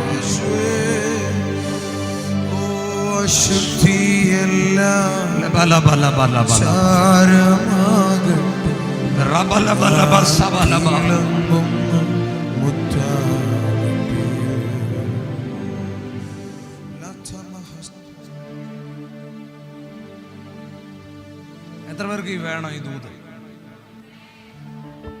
എത്ര പേർക്ക് അത് വേണം? സഹോദരങ്ങളെ, നിങ്ങൾക്ക് വേണോ? യേശു ക്രൂശിൽ മരിച്ചത് നമ്മൾ വിശുദ്ധനാകാൻ വേണ്ടിയാണ്. അതാണല്ലോ എല്ലാത്തിൻ്റെ ആധാരം. ഒരു ദൈവ പൈതലിനെ സംബന്ധിച്ച് യേശുവിൻ്റെ ക്രൂശ് മരണവും യേശുവിൻ്റെ ഉയർത്തെഴുന്നേൽപ്പും ഏറ്റവും പ്രധാനപ്പെട്ട ഘടകങ്ങളാണ്. യേശുവിൻ്റെ ക്രൂശ് മരണത്തിൻ്റെ ഏറ്റവും പ്രധാനപ്പെട്ട ഘടകം നമ്മളുടെ പാപം മാറണമെന്ന്. ഇല്ലേ അച്ഛാ? തലേന്ന് കുലുക്കി കാണിച്ചു നമ്മുടെ പാപം മാറണം. ഇത് തന്നെയാണ് ബൈബിളിൻ്റെ ഉടനീളം പറയുന്നത്. നാം അവൻ്റെ വിശുദ്ധി പ്രാപിക്കണം എന്ന് പറഞ്ഞ് നാം അവൻ്റെ വിശുദ്ധി. അപ്പോൾ ഇത് ഇന്നെൻ്റെ പ്രസംഗം കേട്ടെന്ന് പറഞ്ഞു ഇന്ന് നടക്കത്തില്ല. ഇത് ആരംഭമാണ്, ഇത് ജീവിതമാണ്. എവിടം വരാണ് ഈ യാത്ര? ഈ ലോകത്തിൽ ഇതിന് കഴിഞ്ഞിട്ട്, മരണം കഴിഞ്ഞിട്ട് വിശുദ്ധനാകാനുള്ള എല്ലാ പരിപാടിയും നമ്മുടെ സ്വന്തക്കാരെല്ലാം കൂടെ ചെയ്തു തന്നാലും നമ്മൾ വിശുദ്ധനാകത്തില്ല. പക്ഷെ നമുക്ക് നമ്മുടെ മരണം വരെ നമുക്കിത് ചെയ്തുകൊണ്ടേയിരിക്കാം. നമ്മളെ ശരിയാക്കി, നമ്മളെ മാനസാന്തരപ്പെടുത്തി, നമ്മുടെ കുറവുകളെ ഏറ്റുപറഞ്ഞ്. ആരെങ്കിലും ഉണ്ടോ? അതാ ബൈബിൾ പറയുന്നത് മനസ്സ് പുതുക്കി എന്ന് പറഞ്ഞ ആ വാക്കുകൊണ്ടത് പറഞ്ഞ് ഇതൊന്ന് കണക്ട് ചെയ്ത്. മനസ്സ് പുതുക്കി എന്താ സിസ്റ്ററെ പറഞ്ഞ്?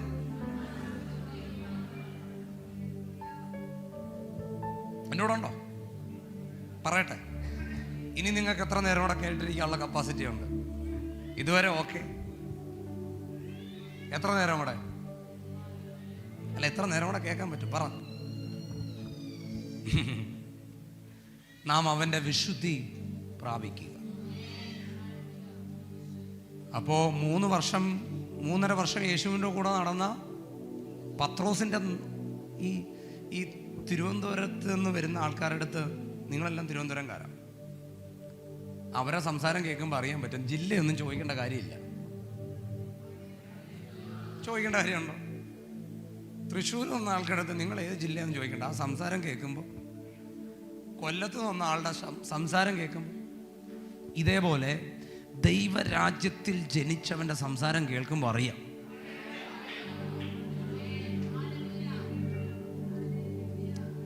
നിങ്ങൾ എൻ്റെ കൂടെ സമ്മതിക്കാൻ പറ്റുന്നത്. നിങ്ങൾക്ക് എത്ര പേർക്ക് നിങ്ങളുടെ അയൽക്കാരുടെ മുമ്പിൽ പ്രാഗൽഭ്യമുണ്ട്? വല്ലാത്ത ചോദ്യം. ഇപ്പൊ പാസ്റ്റർ ഇത്രയും നേരം കുഴപ്പമില്ലായിരുന്നു, ഈ ചോദ്യം വേണ്ടായിരുന്നു. ഞാൻ കാര്യം പറയട്ടെ, നിങ്ങളുടെ വീട്ടിൽ ഒരു മുറ്റത്ത് ഒരു കൺവെൻഷൻ നടത്തിയെന്ന് വെച്ചോ, കർത്താവിൻ്റെ ആസനം നിങ്ങൾ വിളിച്ചു പ്രസംഗിക്കാൻ പോകും. നിങ്ങളുടെ എത്ര പേരുടെ അയൽക്കാർ വരും? 1, 3, 4. പലരെ നോക്കി പറയും, ആദ്യം നീ അങ്ങ് നന്നാവും, പിന്നെ ഞങ്ങളെ നന്നാക്കാൻ. നമ്മുടെയൊക്കെ പ്രശ്നം ഇതാ, നമ്മളുടെ സ്വഭാവം കണ്ടിട്ട് പലരും ദൈവത്തെ അറിയാതിരിപ്പുണ്ട്. അവര് പറയുന്നുണ്ട്, കൊട്ടിപ്പാടി ചാടി ആരാധിച്ച് ഇവിടുത്തെ കസാര മൊത്തം ഒടിച്ചിട്ട് പോകുന്ന ആള്, എൻ്റെ ഭാഷ പറഞ്ഞ ശങ്കരൻ എപ്പോഴും തെങ്ങേ തന്നെ. ശങ്കരനെ താഴെ ഇറക്കുന്ന സഭ വരുമ്പോഴാണ്. പിന്നെ ഇതൊരു വഴി. ഈ ഗേറ്റ് കഴിഞ്ഞാൽ നിങ്ങൾ ആരാ? എന്നോട് പിണങ്ങി പ്രജിപ്പാസനത്ത് പറയും, മേലെ ഇവനെ വിളിക്കരുത്. നിങ്ങൾ ഗേറ്റ് കഴിഞ്ഞ ആരാ? പറ. നിങ്ങളുടെ അച്ചായ ഇവിടെ ഇരിപ്പുണ്ടോ? ഒന്ന് അങ്ങോട്ട് നോക്ക്, അച്ചായമ്മല്ല ഇവിടെ ഇരിപ്പുണ്ടോ? നിങ്ങളെ ആരെയും കുടുംബമായിട്ടല്ലേ നിങ്ങൾ വന്നേ? അമ്മാമ്മേ അല്ല അച്ഛാ, നിങ്ങളുടെ ആരെങ്കിലും ഇവിടെ ഇരിപ്പുണ്ടോ ഈ സൈഡിൽ? ഇല്ലാഞ്ഞ കാര്യമായി.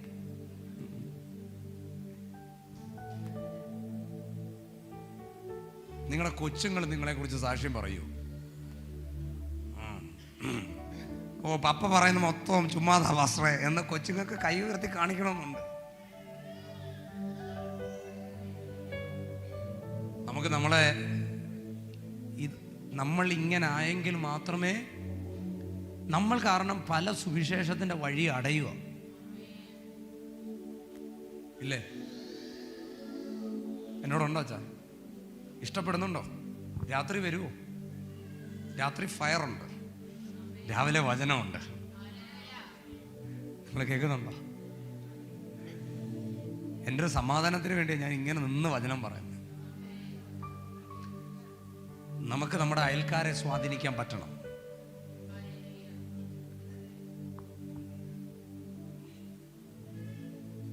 നിങ്ങളുടെ വീട്ടിലൊക്കെ പ്രാർത്ഥന നടത്തണം കേട്ടോ.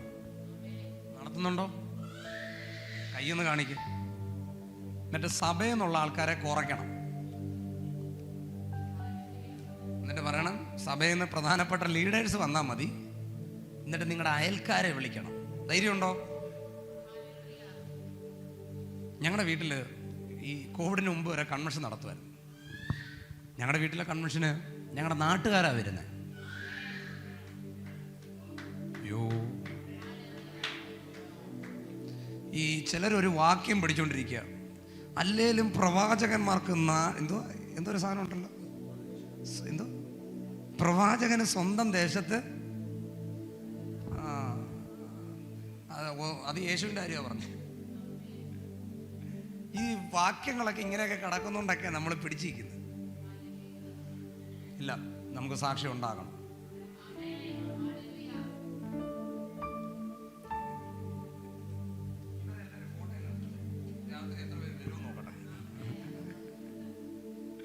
ഒരാൾ മാത്രമേ എൻ്റെ അടുത്ത് പറഞ്ഞോളൂ, പാസ്റ്റർ ഞാൻ പകല് മാത്രമേ ഉള്ളൂ. ബാക്കി എല്ലാവരും വരുമോ? നിങ്ങൾ ഏത് ദൂതിനെ കൈയടിക്കണ്ടേ? ഈ ദൂതിന് കൈയടിക്കണം. നിങ്ങളുടെ പുറത്തെ മനുഷ്യനെ തരുന്നതും ഒന്നും വലുതായിട്ട് പ്രതികരിക്കരുത്. അയ്യോ വല്ലാതെ നോക്ക് തന്നെ. നിങ്ങളുടെ അകത്തെ മനുഷ്യനെ കത്തിക്കണം. കേട്ടോ കേട്ടോ കേട്ടോ, കുറച്ചും കൂടെ പറയാനുണ്ട്, തീർന്നില്ല, തുടങ്ങിയതേ ഉള്ളൂ. അവന്റെ വിശുദ്ധി നമ്മൾ പ്രാപിക്കണം. ഒന്ന് പറഞ്ഞേ, നന്നായി പറഞ്ഞേ. എബ്രായലേഖനം പറയുന്നത് അവന്റെ വിശുദ്ധി നമ്മൾ ധരിക്കണം, പ്രാപിക്കണം. അതിനുവേണ്ടിയാ യേശു ക്രൂശിൽ മരിച്ചത്. ഇനി നിങ്ങളെല്ലാം എന്നെ കേട്ടോണേ, ഇത്രയും പേരെന്നെ കേട്ടോണം. നമ്മൾ ഏറ്റവും കൂടുതൽ ഉപയോഗിക്കുന്ന ഒരു വാക്കുണ്ട്, സാരമില്ല. എന്തോ നന്നായി പറഞ്ഞാട്ടെ. അടുത്തിരിക്കുന്നൊരു കുലുക്കിയിട്ട് പറഞ്ഞ് സാരമില്ല. നന്നായി പറഞ്ഞാട്ടെ, നന്നായി പറഞ്ഞ കുലുക്കി പറഞ്ഞാട്ടെ. സാരമില്ല. അമ്മാമ്മ ഒരു തെറ്റ് ചെയ്താൽ നമ്മൾ പറയും സാരമില്ല.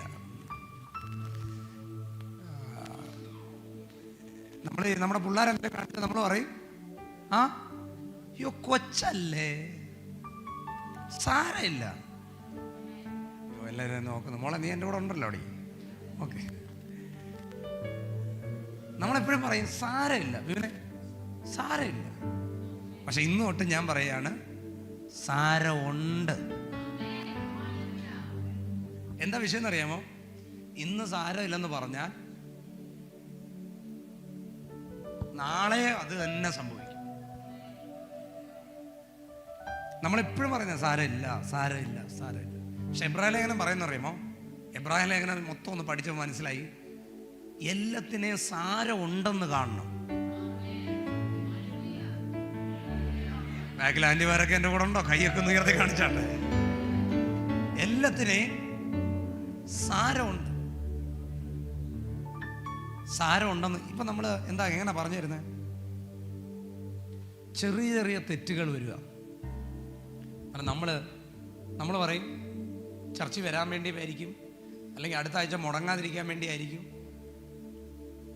എങ്ങനെങ്കിലും അങ്ങ് വരട്ടെ എന്നൊക്കെ പറഞ്ഞ് നമ്മൾ സാരമില്ല എന്ന് പറയുമ്പോൾ ഇതൊരു ലൈസൻസ് ആയോ? പാപം പെരുകേണ്ടതിന് കൃപ കിട്ടുന്നതിനനുസരിച്ച് പാപം പെരുക എന്നതല്ല. എന്തിനാ നിങ്ങൾക്ക് ഇത്രയും ദൈവം കൃപ തരുന്നറിയാമോ? പാപത്തിന്റെ എണ്ണം കുറയ്ക്കാൻ വേണ്ടിയാ. ഈ തലമുറയുടെ പ്രത്യേകത, ഒത്തിരി കൃപ നിങ്ങൾക്ക് കിട്ടും. രാമ്യം പറഞ്ഞാട്ടെ, നല്ല രാമ്യം പറഞ്ഞാട്ടെ. 2023 കിട്ടിയ കൃപയേക്കാൾ കൃപയായിരിക്കും. കൈയടിക്കുന്ന ദൂതല്ലത്, കേട്ടിരിക്കേണ്ട ദൂതാണ്. 2023 കേട്ടതിനേക്കാൾ കണ്ടതിനേക്കാൾ കൃപയാണ് നിങ്ങൾക്ക് ഇപ്പം കിട്ടുന്നത്. നമ്മുടെ പിതാക്കന്മാർക്ക് കിട്ടാത്ത കൃപയാണ് നമുക്ക് കിട്ടുന്നത്. എന്താണെന്നറിയാമോ? അവൻ്റെ കൃപ ഓരോ പ്രഭാതങ്ങളിലും പുതിയതാകുന്നു. നിങ്ങളുടെ കയ്യിൽ കൈക്കുഞ്ഞുങ്ങൾ വല്ലതും ഉണ്ടോ? ഉയർത്തി കാണിക്ക്. എൻ്റെ പൊന്നച്ച ഒന്ന് ഉയർത്തി കാണിക്ക്. നിങ്ങളുടെ ആ കുഞ്ഞിനെ നോക്കി, എല്ലാവരും നോക്കിയേ. ഈ കുഞ്ഞൊക്കെ എന്ത് അനുഗ്രഹിക്കപ്പെട്ട ആളാണെന്നറിയാമോ? എന്താണെന്നറിയാമോ? ആ അപ്പനില്ലാത്ത കൃപയായിരിക്കും ഈ കൊച്ചിന് കിട്ടുന്നത്.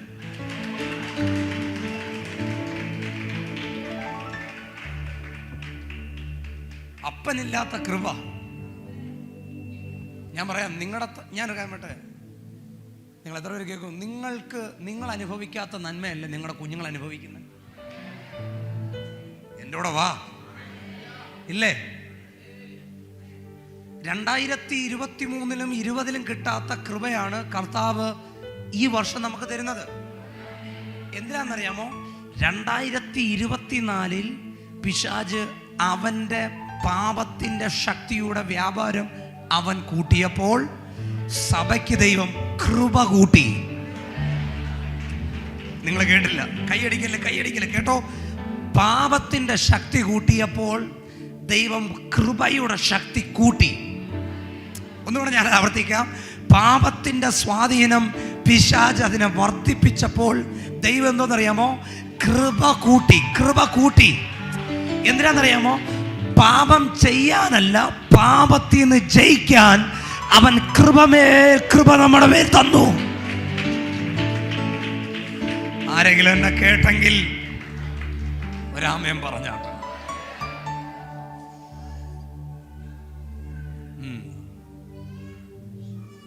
ഞാൻ എന്ത് പറഞ്ഞപ്പോഴാണ് ഇത് പറഞ്ഞതെന്ന് ഞാൻ ഓർക്കുന്നില്ല. നമ്മുടെ കുഞ്ഞുങ്ങൾ അനുഗ്രഹിക്കപ്പെട്ടവരാണ്.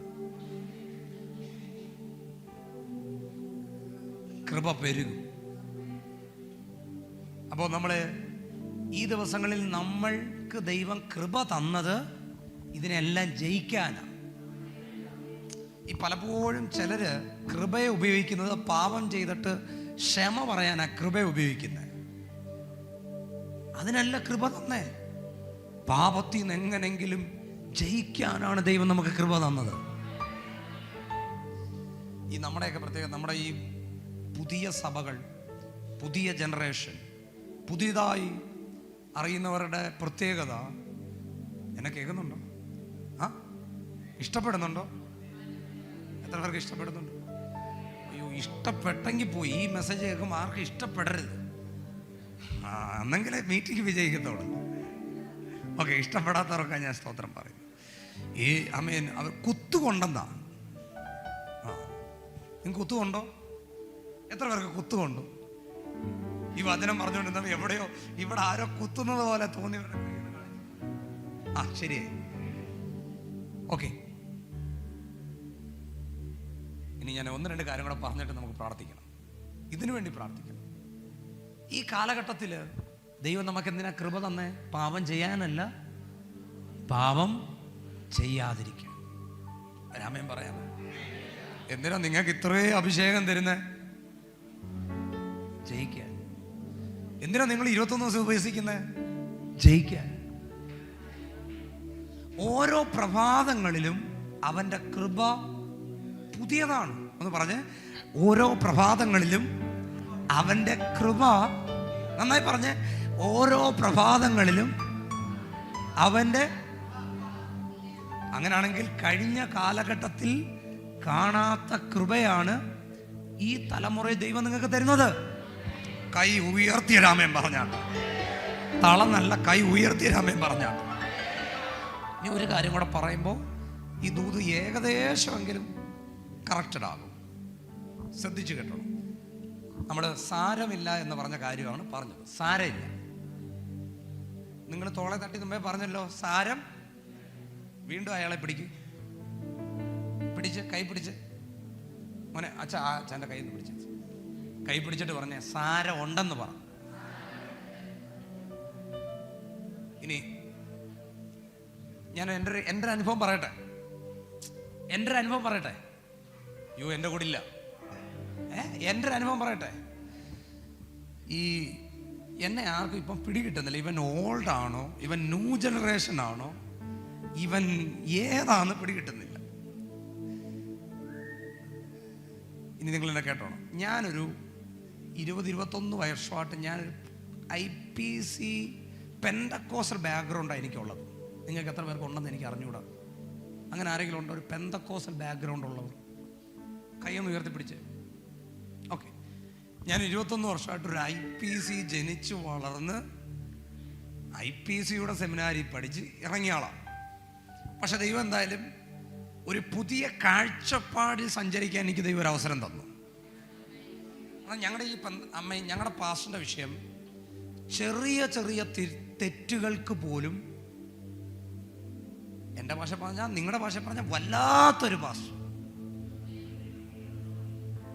എന്തോ ആ പാസ്റ്റർ ഞങ്ങളെ വഴക്ക് പറയാൻ തുടങ്ങി. ആമേൻ. തെറ്റുകൾ തിരുത്താൻ തുടങ്ങി. നിങ്ങൾ എന്നെ കേൾക്കുന്നില്ലല്ലോ ആരും. ആമേൻ. ചിലത് ശരിയല്ല എന്ന് പറയാൻ തുടങ്ങി. സഭായോഗത്തിൽ എഴുന്നേപ്പിച്ച് നിർത്താൻ തുടങ്ങി. നിങ്ങളെയൊക്കെ അങ്ങനെ ചെയ്താൽ നിങ്ങൾ എത്ര പേര് വരുമെന്ന് എനിക്ക് അറിഞ്ഞൂടാ. വഴക്ക് പറയാൻ തുടങ്ങി. പക്ഷെ എന്താ സംഭവിച്ചെന്ന് അറിയുമോ? അന്ന് ഇതെന്തൊരു പാസ്റ്റർ, ഇത് ഇങ്ങനെയാണോ പ്രസംഗിക്കേണ്ടത് എന്നൊക്കെ തോന്നിയെങ്കിലും പിന്നീട് യാത്രകളിൽ അതൊരു ദീപമായി കത്തി. എന്തോ അത് കോളേജിൽ പോയപ്പോ യാത്ര ചെയ്തപ്പോ അകത്ത് തോന്നലുണ്ടായി, എൻ്റെ പാസ്റ്റർ അപ്പച്ചൻ പഠിപ്പിച്ചിട്ടുണ്ട്, അത് തെറ്റാണ്. അയ്യോ, നിങ്ങൾ എൻ്റെ കൂടെ ഇല്ല. മദ്യപിക്കരുത്, മദ്യപാനികളുടെ കൂടെ പോകരുത്, അത് തെറ്റാണ്. സിനിമ കാണാൻ പോകരുത്. സിനിമയ്ക്ക് വിളിക്കും, പക്ഷെ പാസ്റ്റർ അപ്പച്ചൻ പറഞ്ഞിട്ടുണ്ട്. അന്നേരം എൻ്റെ പാസ്റ്റർ അപ്പച്ചൻ സാരമില്ല എന്ന് പറഞ്ഞായിരുന്നെങ്കിൽ ഇത് കേട്ട പാതി ഞാൻ 10 പേരെ സിനിമയ്ക്ക് കൊണ്ടുപോയേനെ. നിങ്ങൾ ആരെങ്കിലും എൻ്റെ കൂടെ ഉണ്ടോ? അന്ന് സാരമില്ല, സാരമുണ്ട്, സാരമുണ്ട്, സാരമുണ്ട് എന്ന് പറഞ്ഞ കാരണത്താൽ ആണ് നിങ്ങളുടെ മുമ്പിൽ ഞാൻ നിൽക്കുന്നത്. അയ്യോയ്യോ, പിണക്കമില്ല, പിണക്കമില്ല, പിണക്കമില്ല, പിണക്കമായി, പിണക്കമായി. എൻ്റെ കൂടെ ആരെങ്കിലും ഉണ്ടോ? അന്ന് സാരമുണ്ട്, തെറ്റാണ്, പോകരുത്, ചെയ്യരുത്. പക്ഷെ അവിടുത്തെ അന്നത്തെ അവരുടെ പ്രത്യേകത, അവർക്ക് ഇത് പറയുമ്പോൾ അവർ എന്താ പറയുന്നത്, ഗ്രേസ് ഇല്ലാതാ പറയുന്നത്, കൃപയില്ലാതാ പറയുന്നത്. എന്ന് പറഞ്ഞാൽ പറഞ്ഞതായിരിക്കും. പക്ഷെ ഇന്നത്തെ പുതിയ ജനറേഷനിൽ നമ്മളെപ്പോലുള്ള ദൈവദാസന്മാർ സാരമില്ല എന്ന് പറയുമ്പോഴും അത് ദൈവത്തിൻ്റെ കൃപയിലും അപ്പൻ്റെ ഹൃദയത്തിലും നിന്ന് വേണം ഇത് പഠിപ്പിക്കാൻ. ഞാൻ 1-2 മണിക്കൂർ 2 മണിക്കൂറോളം ഞാൻ നിങ്ങളുടെ അടുത്ത് പറഞ്ഞപ്പോൾ എവിടെങ്കിലും എൻ്റെ മുഖത്തൊരു കലിപ്പ് വന്നോ? ഇങ്ങനെ പറഞ്ഞോ? പക്ഷെ പറയേണ്ട എല്ലാം പറഞ്ഞില്ലേ? പറ. ഇത് കൃപയ്ക്കകത്ത് നിന്ന്, സ്നേഹത്തിൽ നിന്ന്, സന്തോഷത്തിൽ നിന്ന് സഭയെ തളർത്താനല്ല, സഭയെ വളർത്താൻ നമ്മൾ ഇതിനെ പ്രാപിക്കണം. ആരെങ്കിലും എന്നോടുണ്ടെങ്കിൽ അക്കാരം ഒന്ന് ചേർത്തടിച്ച്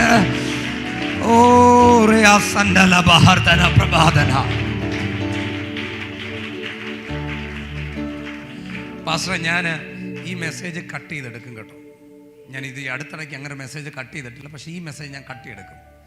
കാരണം ഇത് ഈ സഭയ്ക്ക് വേണ്ടി മുള്ള മാത്രം ദൂതല്ല, ലോകത്തിലുള്ള എല്ലാ ക്രിസ്ത്യാനികളും ഈ മെസ്സേജ് കേൾക്കണം. കാരണം കണ്ണ് തുറക്കണം. നമ്മൾ എന്തോ ചെയ്യണമെന്ന് അറിയുമോ? അവൻ്റെ വിശുദ്ധി നമ്മൾ പ്രാപിക്കണം. ദൈവം എന്തിനാ വിളിച്ചേ? ഇനി ഒറ്റ കാര്യം പറഞ്ഞിട്ട് ഞാൻ പ്രാർത്ഥിക്കാം. സാരമില്ല. നമ്മളെന്താ പറയും? സാരം. അന്ന് നമ്മളെ തിരുത്തിയ, ഞാനൊരു കാര്യം പറയട്ടെ, അപ്പന്മാർ എത്ര പേരുണ്ട്? ഉയർത്തിപ്പിടിക്കും, കൈ ഉയർത്തിപ്പിടിച്ച. അവൻ അപ്പുറത്തെ വീട്ടിൽ നിന്ന്, സ്കൂളിൽ നിന്ന്, ഇതെന്റെ ആരാ ഓണർ?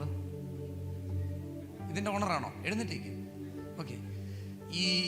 അവൻ സ്കൂളിൽ നിന്ന് വരുമ്പം ഒരു കട്ടർ കൊടുത്തു വിട്ടു. തിരിച്ചു വന്നപ്പോൾ 2 കട്ടറുണ്ട്. എന്തോ പ്രതികരണം എന്തോ ആയിരിക്കും? മോനെ നാളെ 5-6 കട്ടർ കൊണ്ടുവരണമെന്ന് പറയുമോ? പറഞ്ഞ അവൻ ടീച്ചറിനെ അടിച്ചുകൊണ്ട് വീട്ടിൽ വരും. എന്നെ കേൾക്കുന്നുണ്ടോ? സ്കൂളിലുള്ള എല്ലാം അടിച്ചുകൊണ്ട് അവൻ വീട്ടിൽ വരും. പക്ഷെ ചെറിയ കട്ടർ അടിച്ചുകൊണ്ട് വന്നപ്പം ചോദിക്കണം, ഡാ എവിടുന്ന് കിട്ടിയണത്? അമ്മമാരൊക്കെ ശ്രദ്ധിക്കണം, കൊച്ചുങ്ങളുടെ ബാഗൊക്കെ നോക്കണം. ചെറിയ ചെറിയ കാര്യങ്ങൾ വരുമ്പോൾ ഇതെവിടുന്ന് കിട്ടി? ഈ 1 രൂപ നിന്റെ പോക്കറ്റിൽ എങ്ങനെ വന്നു? ആരും ഒന്നും പറയുന്നില്ലല്ലോ, തല കുലുക്കുന്നില്ലല്ലോ. അല്ല, കൊച്ചല്ലേ, സാരമില്ല. എൻ്റെ കൂടെ ആരെങ്കിലുമൊക്കെ ഉണ്ടെങ്കിൽ ആരല്ലേ പറ. ഇവനെ നമ്മൾ ഒരു കട്ടർ എടുത്തുകൊണ്ട് വന്നപ്പോൾ എന്തോ പറഞ്ഞു? സാരമില്ലെന്നല്ല, സാരമുണ്ട്. മര്യാദയ്ക്ക് ആ കട്ടർ നാളെ തിരിച്ചു കൊണ്ടു കൊടുക്കണം. അതുകൊണ്ട് ഇവൻ നാളെ വലിയ കള്ളനാകത്തില്ല. ഒരാമയും പറഞ്ഞാണ്ട. ഇതേപോലെ തന്നെ സാരം ഉണ്ട് ഉണ്ട് ഉണ്ട് എന്ന് പഠിപ്പിച്ചാൽ നമ്മുടെ മേൽ വലിയ വിശുദ്ധി നാളുകളിൽ വെളിപ്പെട്ട് വരും. കേൾക്കുന്ന ആരെങ്കിലും ഉണ്ടെങ്കിൽ അക്കാരം ഒന്ന് അടിച്ച് ദൈവത്തിന് ആരാധന.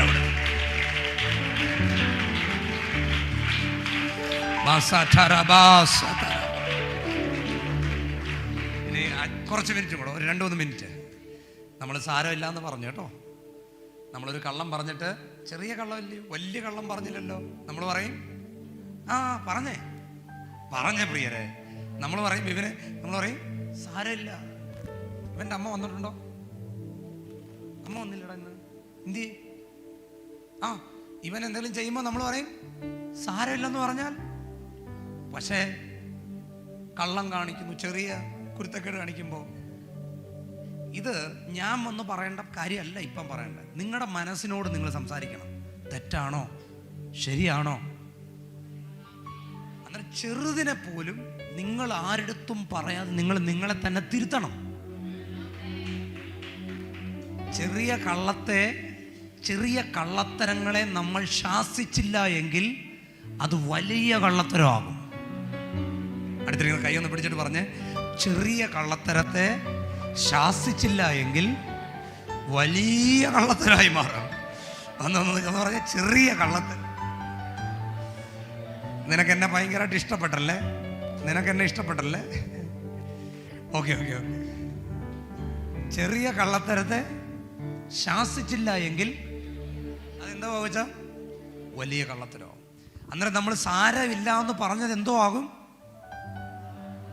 അത് നമുക്ക് പിന്നെ ഒരിക്കലും നിയന്ത്രിക്കാൻ കഴിയാത്ത പാപത്തിൻ്റെ ശമ്പളമായ മരണം നമ്മളിൽ ഉണ്ടായി വരും. എത്ര പേർക്ക് ഞാൻ പറഞ്ഞ ദൂത് മനസ്സിലായി? കൈയൊന്ന് ഉയർത്തിപ്പിടിച്ച് എത്ര പേർക്ക് മനസ്സിലായി? മനസ്സിലായവരുടെ കൈയൊന്ന് ഉയർത്തിപ്പിടിച്ച്. സാരം ഉണ്ടോ ഇല്ലയോ? സഭ പറഞ്ഞ്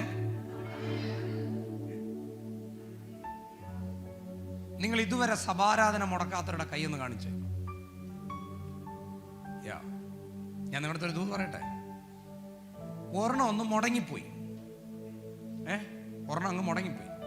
അന്നേരം ഒരു തോന്നല്, ഇപ്പൊ എല്ലാ ദിവസവും പോകുന്നില്ല, ഇന്ന് പോയില്ലേലും അച്ഛൻ കുറിച്ചു വിട്ടോ, ഈ വർഷത്തെ ഒരാരാധനയ്ക്ക് ഇവിടെ കയറാൻ പറ്റത്തില്ല. ഇനിയിപ്പം പകൽ മീറ്റിംഗ് അല്ലേ, രാത്രി ഉണ്ടല്ലോ. നീ അങ്ങനെ ചിന്തിച്ച ഒറ്റ പകലിൽ നിനക്ക് കയറാൻ പറ്റത്തില്ല. കാരണം പാപത്തിന്റെ സ്വഭാവം ഇത് വാഴ്ച നടത്തും. കേട്ടില്ല. പാപത്തിന്റെ സ്വഭാവത്തിന്റെ പ്രത്യേകം എന്തോ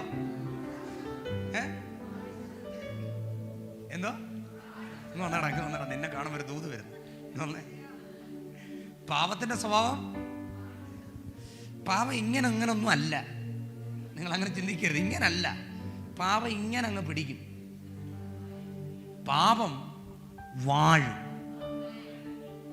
നിങ്ങൾ ചെറിയ വാതിലായിരിക്കും തുറന്നു കൊടുത്തേ, പക്ഷേ നിങ്ങൾക്ക് ജീവിതത്തിൽ തിരിച്ചു കയറാൻ കഴിയാത്ത പാപത്തിൻ്റെ ശമ്പളമായ മരണം നിങ്ങളിൽ കയറും, എന്നിൽ കയറും. അതുകൊണ്ട് നമ്മൾ എന്തോ ചെയ്യണം? എല്ലാ സാരമുണ്ട് എന്ന് പറഞ്ഞ് കരുതി മാനസാന്തരം. ഇത്രയും വചനം കേട്ടവരുടെ കൈ ഒന്ന് ഉയർത്തിപ്പിടിക്കും. സത്യമായി എത്ര പേരോട് കർത്താവ് സംസാരിച്ചു? എത്ര പേർക്ക് സംസാരിച്ചു? എത്ര പേരോട് കർത്താവ് സംസാരിച്ചു? നമ്മളെ എന്തിനാ ഈ ചർച്ച് ഹോളിൽ കൊണ്ടുവന്നേ? പറ. എന്തിനാ നമ്മളെ ഇവിടെ കൊണ്ടുവന്നേ? ഇല്ല, ശബ്ദം ഉയർത്തി പറയണം. അവന്റെ വിശുദ്ധി നമ്മൾ പ്രാപിക്കാൻ, അവനെ പോലെ ആകാൻ, അവന്റെ രൂപം ധരിക്കാൻ. ഇനി ആ ദൂതിന്റെ പൂർണ്ണതയ്ക്ക് വേണ്ടി എബ്രായ ലേഖനത്തിൽ നിന്ന് ഒരു കാര്യം കൂടെ ഞാൻ പറയാം. നമ്മള് അവിടെ പോയി ഇരുന്നോടാ. ഈ ബൈബിൾ പറയുന്നത് സാരമില്ലെന്ന് പറഞ്ഞാൽ, ഇപ്പം ബൈബിളിന്റെ ഭാഷയാണ്, എൻ്റെ ഭാഷയല്ല, ഞാൻ കൊല്ലത്തുനിന്ന് കൊണ്ടുവന്നതല്ല, എബ്രായ ലേഖനത്തിനകത്തുള്ളതാണ്. ഇപ്പം ചെറിയ ഉളുക്കാണ്. കേട്ടോ എന്തോ പറഞ്ഞേ? ചെറിയ ഉളുക്ക. ഈ ഉളുക്ക് സാരമില്ല എന്ന് കരുതിയാൽ എന്തു പറ്റുമെന്നറിയാമോ? ഇത് മുടന്താകും. ഉളുക്ക് എന്താകും അമ്മാമേ? മുടന്താകും. മുടന്ത് എന്താകുമെന്നറിയാമോ? പാരലൈസ്ഡ് ആകും. പിന്നെ ജീവിതത്തിൽ നമുക്ക് എഴുന്നേക്കാൻ പറ്റത്തില്ല. നീ കേട്ടോണേ, നിങ്ങളുടെ അകത്ത് നിങ്ങൾ ശ്രദ്ധിച്ചോണം, എല്ലാവരും ശ്രദ്ധിക്കണം. ഇതുവരെ ഇല്ലാത്തൊരു സ്വഭാവം നിങ്ങളുടെ അകത്ത് ചെറുതായി പിശാച് കിളിർപ്പിക്കുന്നു എങ്കിൽ അതിനെ അടിമുടി വേരെടുത്ത് കളയണം. ഇപ്പം നിങ്ങൾ സാരമില്ലെന്ന് പറഞ്ഞാൽ അതെന്തോ ചെയ്യും അറിയാമോ? ബൈബിൾ പറയുന്നത്, എബ്രായ ലേഖനം പറയുന്നത്, അത് കയ്പാകും. എന്തോ പറഞ്ഞേ? കേൾക്കുന്നുണ്ടല്ലേ? നിങ്ങൾ സത്യം പറ, ആദ്യമായിട്ട് കൈയടിക്കാതെ കേട്ടൊരു മെസ്സേജ് ഇതല്ലേ? അയ്യോ, കാരണം എനിക്ക് അറിയാം നാളെ വരുന്ന എല്ലാ കർത്താവിൻ്റെ ദാസന്മാർ ശക്തന്മാര്. അന്നേരം നിങ്ങൾ ആരാധിക്കും. അന്നേരം ഈ ഉപവാസ പ്രാർത്ഥന ഇങ്ങനൊരു ദൂത് നിങ്ങൾ കേൾക്കണമെന്ന് കർത്താവ് ആഗ്രഹിച്ചു. നിങ്ങൾക്കറിയാമല്ലോ, കൈയടിക്ക് കുറവുള്ള ആളല്ല. കൈയടിച്ച് നിങ്ങളെ ഇപ്പം പുറത്തിടാൻ എനിക്ക് അറിഞ്ഞുകൂടാത്തോണ്ടല്ല. പക്ഷേ ഇത് കേൾക്കാതെ കൈയടിച്ചാൽ പ്രയോജനമില്ല. എന്നെ കേൾക്കുന്നുണ്ടോ? പ്രയോജനമില്ല. എന്നെ കേട്ടോ? പ്രയോജനമില്ല. നിങ്ങൾ വല്ല കയ്പുണ്ടോ? പറ, ഒറ്റ കാര്യം കൂടെ. കയ്പുണ്ടോ? ഒന്നും പോയി ദൈവമേ. കയ്പുണ്ടോ? കയ്പുണ്ടോ? ആരുടെങ്കിലും എന്തെങ്കിലും നീരസമുണ്ടോ? പ്രിയരെ, ഒരു കാര്യം ഞാൻ പറയാം. ഒരു കുറ്റം പറഞ്ഞാൽ നീ എപ്പോഴും കുറ്റം പറഞ്ഞുകൊണ്ടേയിരിക്കും. അതുകൊണ്ട് ആദ്യം കുറ്റം പറയാതിരിക്കുക. എൻ്റെ കൂടെ ഉണ്ടോ? ഒരു തെറ്റ് ചെയ്താൽ മോളെ ഒരു സിനിമ കാണാൻ പോകാനേ പാടുള്ളൂ. പിന്നെ നീ സ്ഥിരം സിനിമ തിയേറ്ററിൽ നിന്ന് ഇറങ്ങത്തില്ല. ഒരു വട്ടം എന്നെ ആദ്യമായിട്ട് ക്ലാസ് കട്ട് ചെയ്തത് അശ്വിൻ എന്ന് പറഞ്ഞൊരു സഹോദരൻ ആദ്യമായിട്ട് എന്നെ ക്ലാസ് കട്ട് ചെയ്ത് ഡിഗ്രിക്ക് പഠിക്കുമ്പോൾ ആദ്യമായിട്ട് എന്നെ അവൻ കൊണ്ടുപോവാം. അന്ന് പേടിച്ച് ഓരോ ജംഗ്ഷനിൽ ചെല്ലുമ്പോൾ വിറച്ച് വീട്ടിൽ അറിയോ ആരെങ്കിലും അറിയോ. ഒരെണ്ണം കട്ട് ചെയ്യാൻ ഇച്ചിരി പാടായിരുന്നു, പേടിയായിരുന്നു. രണ്ടാമത് അടുത്ത ആഴ്ച പോകാനും ഇത്തിരി പേടിയുണ്ടായിരുന്നു. മൂന്നാമത്തെ ആഴ്ച ഇപ്പം ഞാൻ അവനെ വിളിച്ചു, വാടാ നമുക്ക് ക്ലാസ് കട്ട് ചെയ്യടാ. ഞാൻ ഈ പറഞ്ഞത് നിങ്ങൾക്ക് എത്ര പേർക്ക് മനസ്സിലായെന്ന് എനിക്കറിയാം. നിങ്ങൾ ഒരെണ്ണം സാരമില്ല എന്ന് കരുതിയാൽ പിന്നീട് ഒരിക്കലും പ്രിയരെ നിങ്ങൾക്ക് കയറി വരാൻ പറ്റത്തില്ല.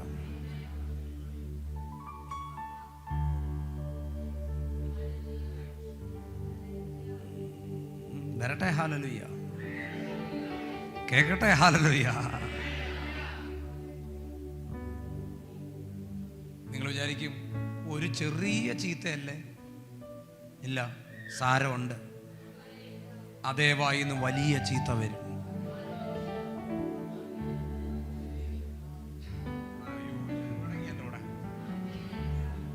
ആദ്യമായിട്ടാണോ സഭ വന്നേ? ആദ്യമായിട്ടാണോ? അല്ല, ബാക്കിൽ ആദ്യം. ഞാൻ പറയുന്നത് മനസ്സിലായോ? കേട്ടോ? സന്തോഷമായോ? എന്തിനാ ഇവിടെ കൊണ്ടുവന്നേ? എന്തിനാ സിസ്റ്ററിനെ ഇവിടെ കൊണ്ടുവന്നേ? എവിടെല്ലാം പോവായിരുന്നു? യേശുവിനെ പോലെ ആകാനാ. കൈയൊന്ന് ഉയർത്തിപ്പിടിച്ച് കർത്താവേ, എനിക്ക് അങ്ങയുടെ രൂപം വേണം, എനിക്ക് അങ്ങയെ ധരിക്കണം. ഈ ചർച്ചിലുള്ള എല്ലാ ദൈവമക്കളെ എനിക്കറിയാം. ഞാൻ അടുത്ത ദൂത് പറഞ്ഞാൽ ചാടി എഴുന്നേക്കാൻ പറഞ്ഞാൽ എല്ലാവരും എഴുന്നേക്കും. എഴുന്നേക്കരുത്. ഈ വചനം നിങ്ങൾ എഴുന്നേറ്റെന്ന് പറഞ്ഞ് എല്ലാവർക്കും വേണ്ടി പ്രാർത്ഥിച്ച് ശരിയാകത്തില്ല. നമുക്ക് എല്ലാവർക്കും അടുത്ത 3 മിനിറ്റ് കഴിയുമ്പോൾ എഴുന്നേറ്റ് നിൽക്കാം, 3 മിനിറ്റ് കഴിഞ്ഞിട്ട്. പക്ഷെ ഈ വചനം പറഞ്ഞപ്പോൾ പാസ്റ്റർ എനിക്കത് വേണം എന്നുള്ളവരുടെ കൈ ഒന്ന് ഉയർത്തിപ്പിടിച്ചു. ഇതിപ്പോൾ എല്ലാവരും ഉണ്ടല്ലോ, എന്നാൽ എല്ലാവരെയും കൈ ഒന്ന് ഉയർത്തിപ്പിടിച്ച്. ആരും എഴുന്നേക്കണ്ട, കൈ ഒന്ന് ഉയർത്തിപ്പിടിച്ചേ. അപ്പാ, എനിക്ക് ആ രൂപം വേണം. സഭയ്ക്കകത്ത് നിങ്ങളുടെ ഹൃദയത്തിൽ എവിടെയെങ്കിലും കയ്പ് വന്നിട്ടുണ്ടോ? കൂട്ടു സഹോദരനെതിരെ, കൂട്ടു സഹോദരിക്കെതിരെ? അങ്ങനെ അതിനെ അങ്ങ് എടുത്തു കളയാമോ?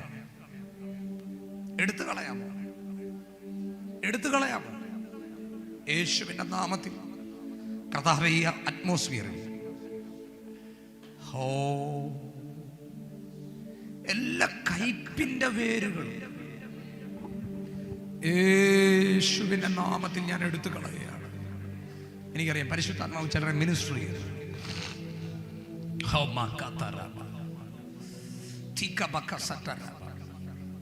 കർത്താവേ, അങ്ങയുടെ തീ അയക്കണമേ, അങ്ങയുടെ തീ അയക്കണമേ, അങ്ങയുടെ തീ അയക്കണമേ.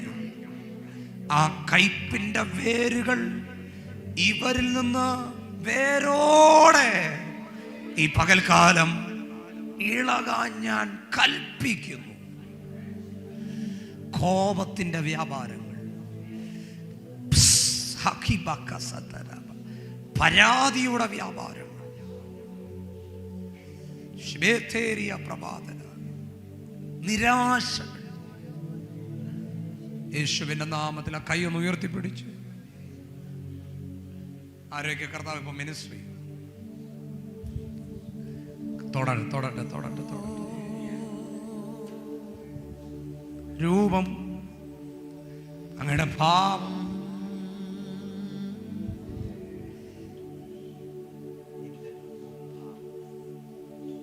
എത്ര പേർക്കത് വേണം? ഇങ്ങോട്ടൊന്ന് പാടി, ഇങ്ങോട്ട്. കർത്താവ് ചിലരെ തൊടട്ടെ യേശുവിന്റെ നാമത്തിൽ.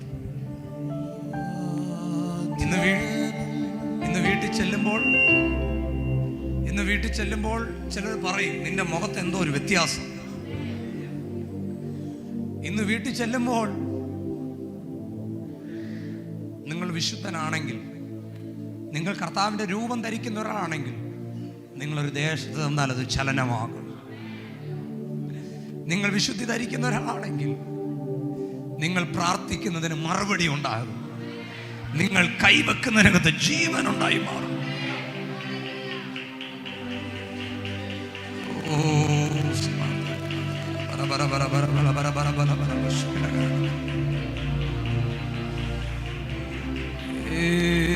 ആദ്യനും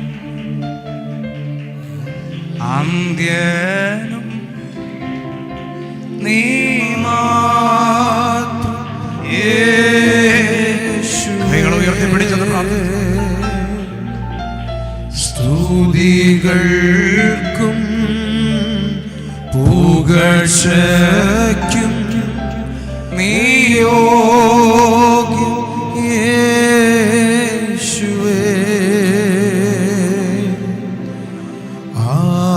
ആദ്യനും അന്ത്യനും നീ മാത്രം യേശുവേ. സ്തുതികൾക്കും പുകഴ്ചയ്ക്കും യേശു യോഗ്യൻ യേശുവേ.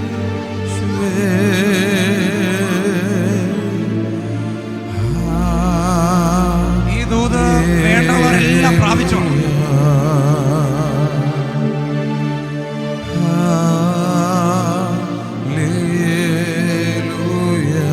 നിങ്ങൾക്ക് എത്ര പേർക്ക് ഈ ദൂതനെ പ്രാപിക്കാം? തയ്യാറാണ്?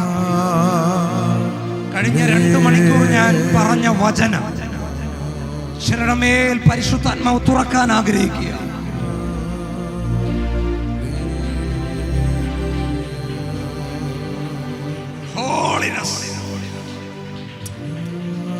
കർത്താവേ, അങ്ങയുടെ രൂപം ഇതിനകത്ത് ഞങ്ങളുടെ മേൽ പകരപ്പെടണമേ,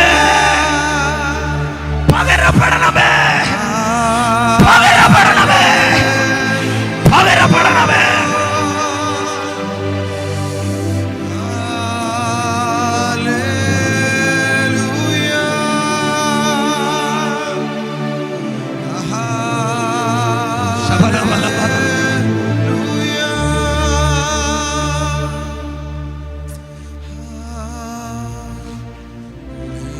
എത്ര പേർക്കത് വേണോ? കൈയൊന്ന് ഉയർത്തി കാണിക്കും. ബിബി മാസ്റ്റർ, ഞാനൊരു ദൂത് പറയാം. നിങ്ങൾക്ക് എത്ര പേർക്കത് വേണം? നിങ്ങളുടെ മേൽ അടുത്ത പകർച്ച നടക്കുന്നതിന് മുമ്പ് സംഭവിക്കുന്ന ആത്മലോകത്ത് നടക്കുന്ന ഒരു കാര്യമുണ്ട്. ദൈവം നിന്നോട് പറയും, മാനസാന്തരപ്പെടാൻ പറയും. നിങ്ങൾ കേട്ടോന്ന് എനിക്ക് അറിഞ്ഞു. അനുതപിക്കാൻ പറയും. കേട്ടോന്ന് എനിക്ക് അറിഞ്ഞുകൂടാ. അമ്മയും പറഞ്ഞാട്ടെ പറയും. നിന്റെ അടുത്ത് പറയും കരയാൻ പറയും. പാപങ്ങളെ ഏറ്റു പറയാൻ പറയും. മാനസാന്തരപ്പെടാൻ പറയും. മനസ്സ് പുതുക്കാൻ പറയും. അപ്പോൾ അതിനെ നിങ്ങൾ തുച്ഛീകരിക്കരുത്. കാരണം നിന്റെ മേൽ ഒരു തീ വീഴാൻ സമയമായി. നിന്റെ മേലൊരു തീ വീഴാൻ സമയമായി. നിന്റെ മേലൊരു പകർച്ച വെളിപ്പെടാൻ സമയമായി. നിന്റെ മേൽ ദൈവശക്തി വീഴാൻ സമയമായി. ആരുടെ മേലും വീഴാത്തൊരു പകർച്ച നിന്റെ മേൽ വീഴാൻ സമയമായി. ലബാർത്ത സന്തൽ കമന പ്രവാദന.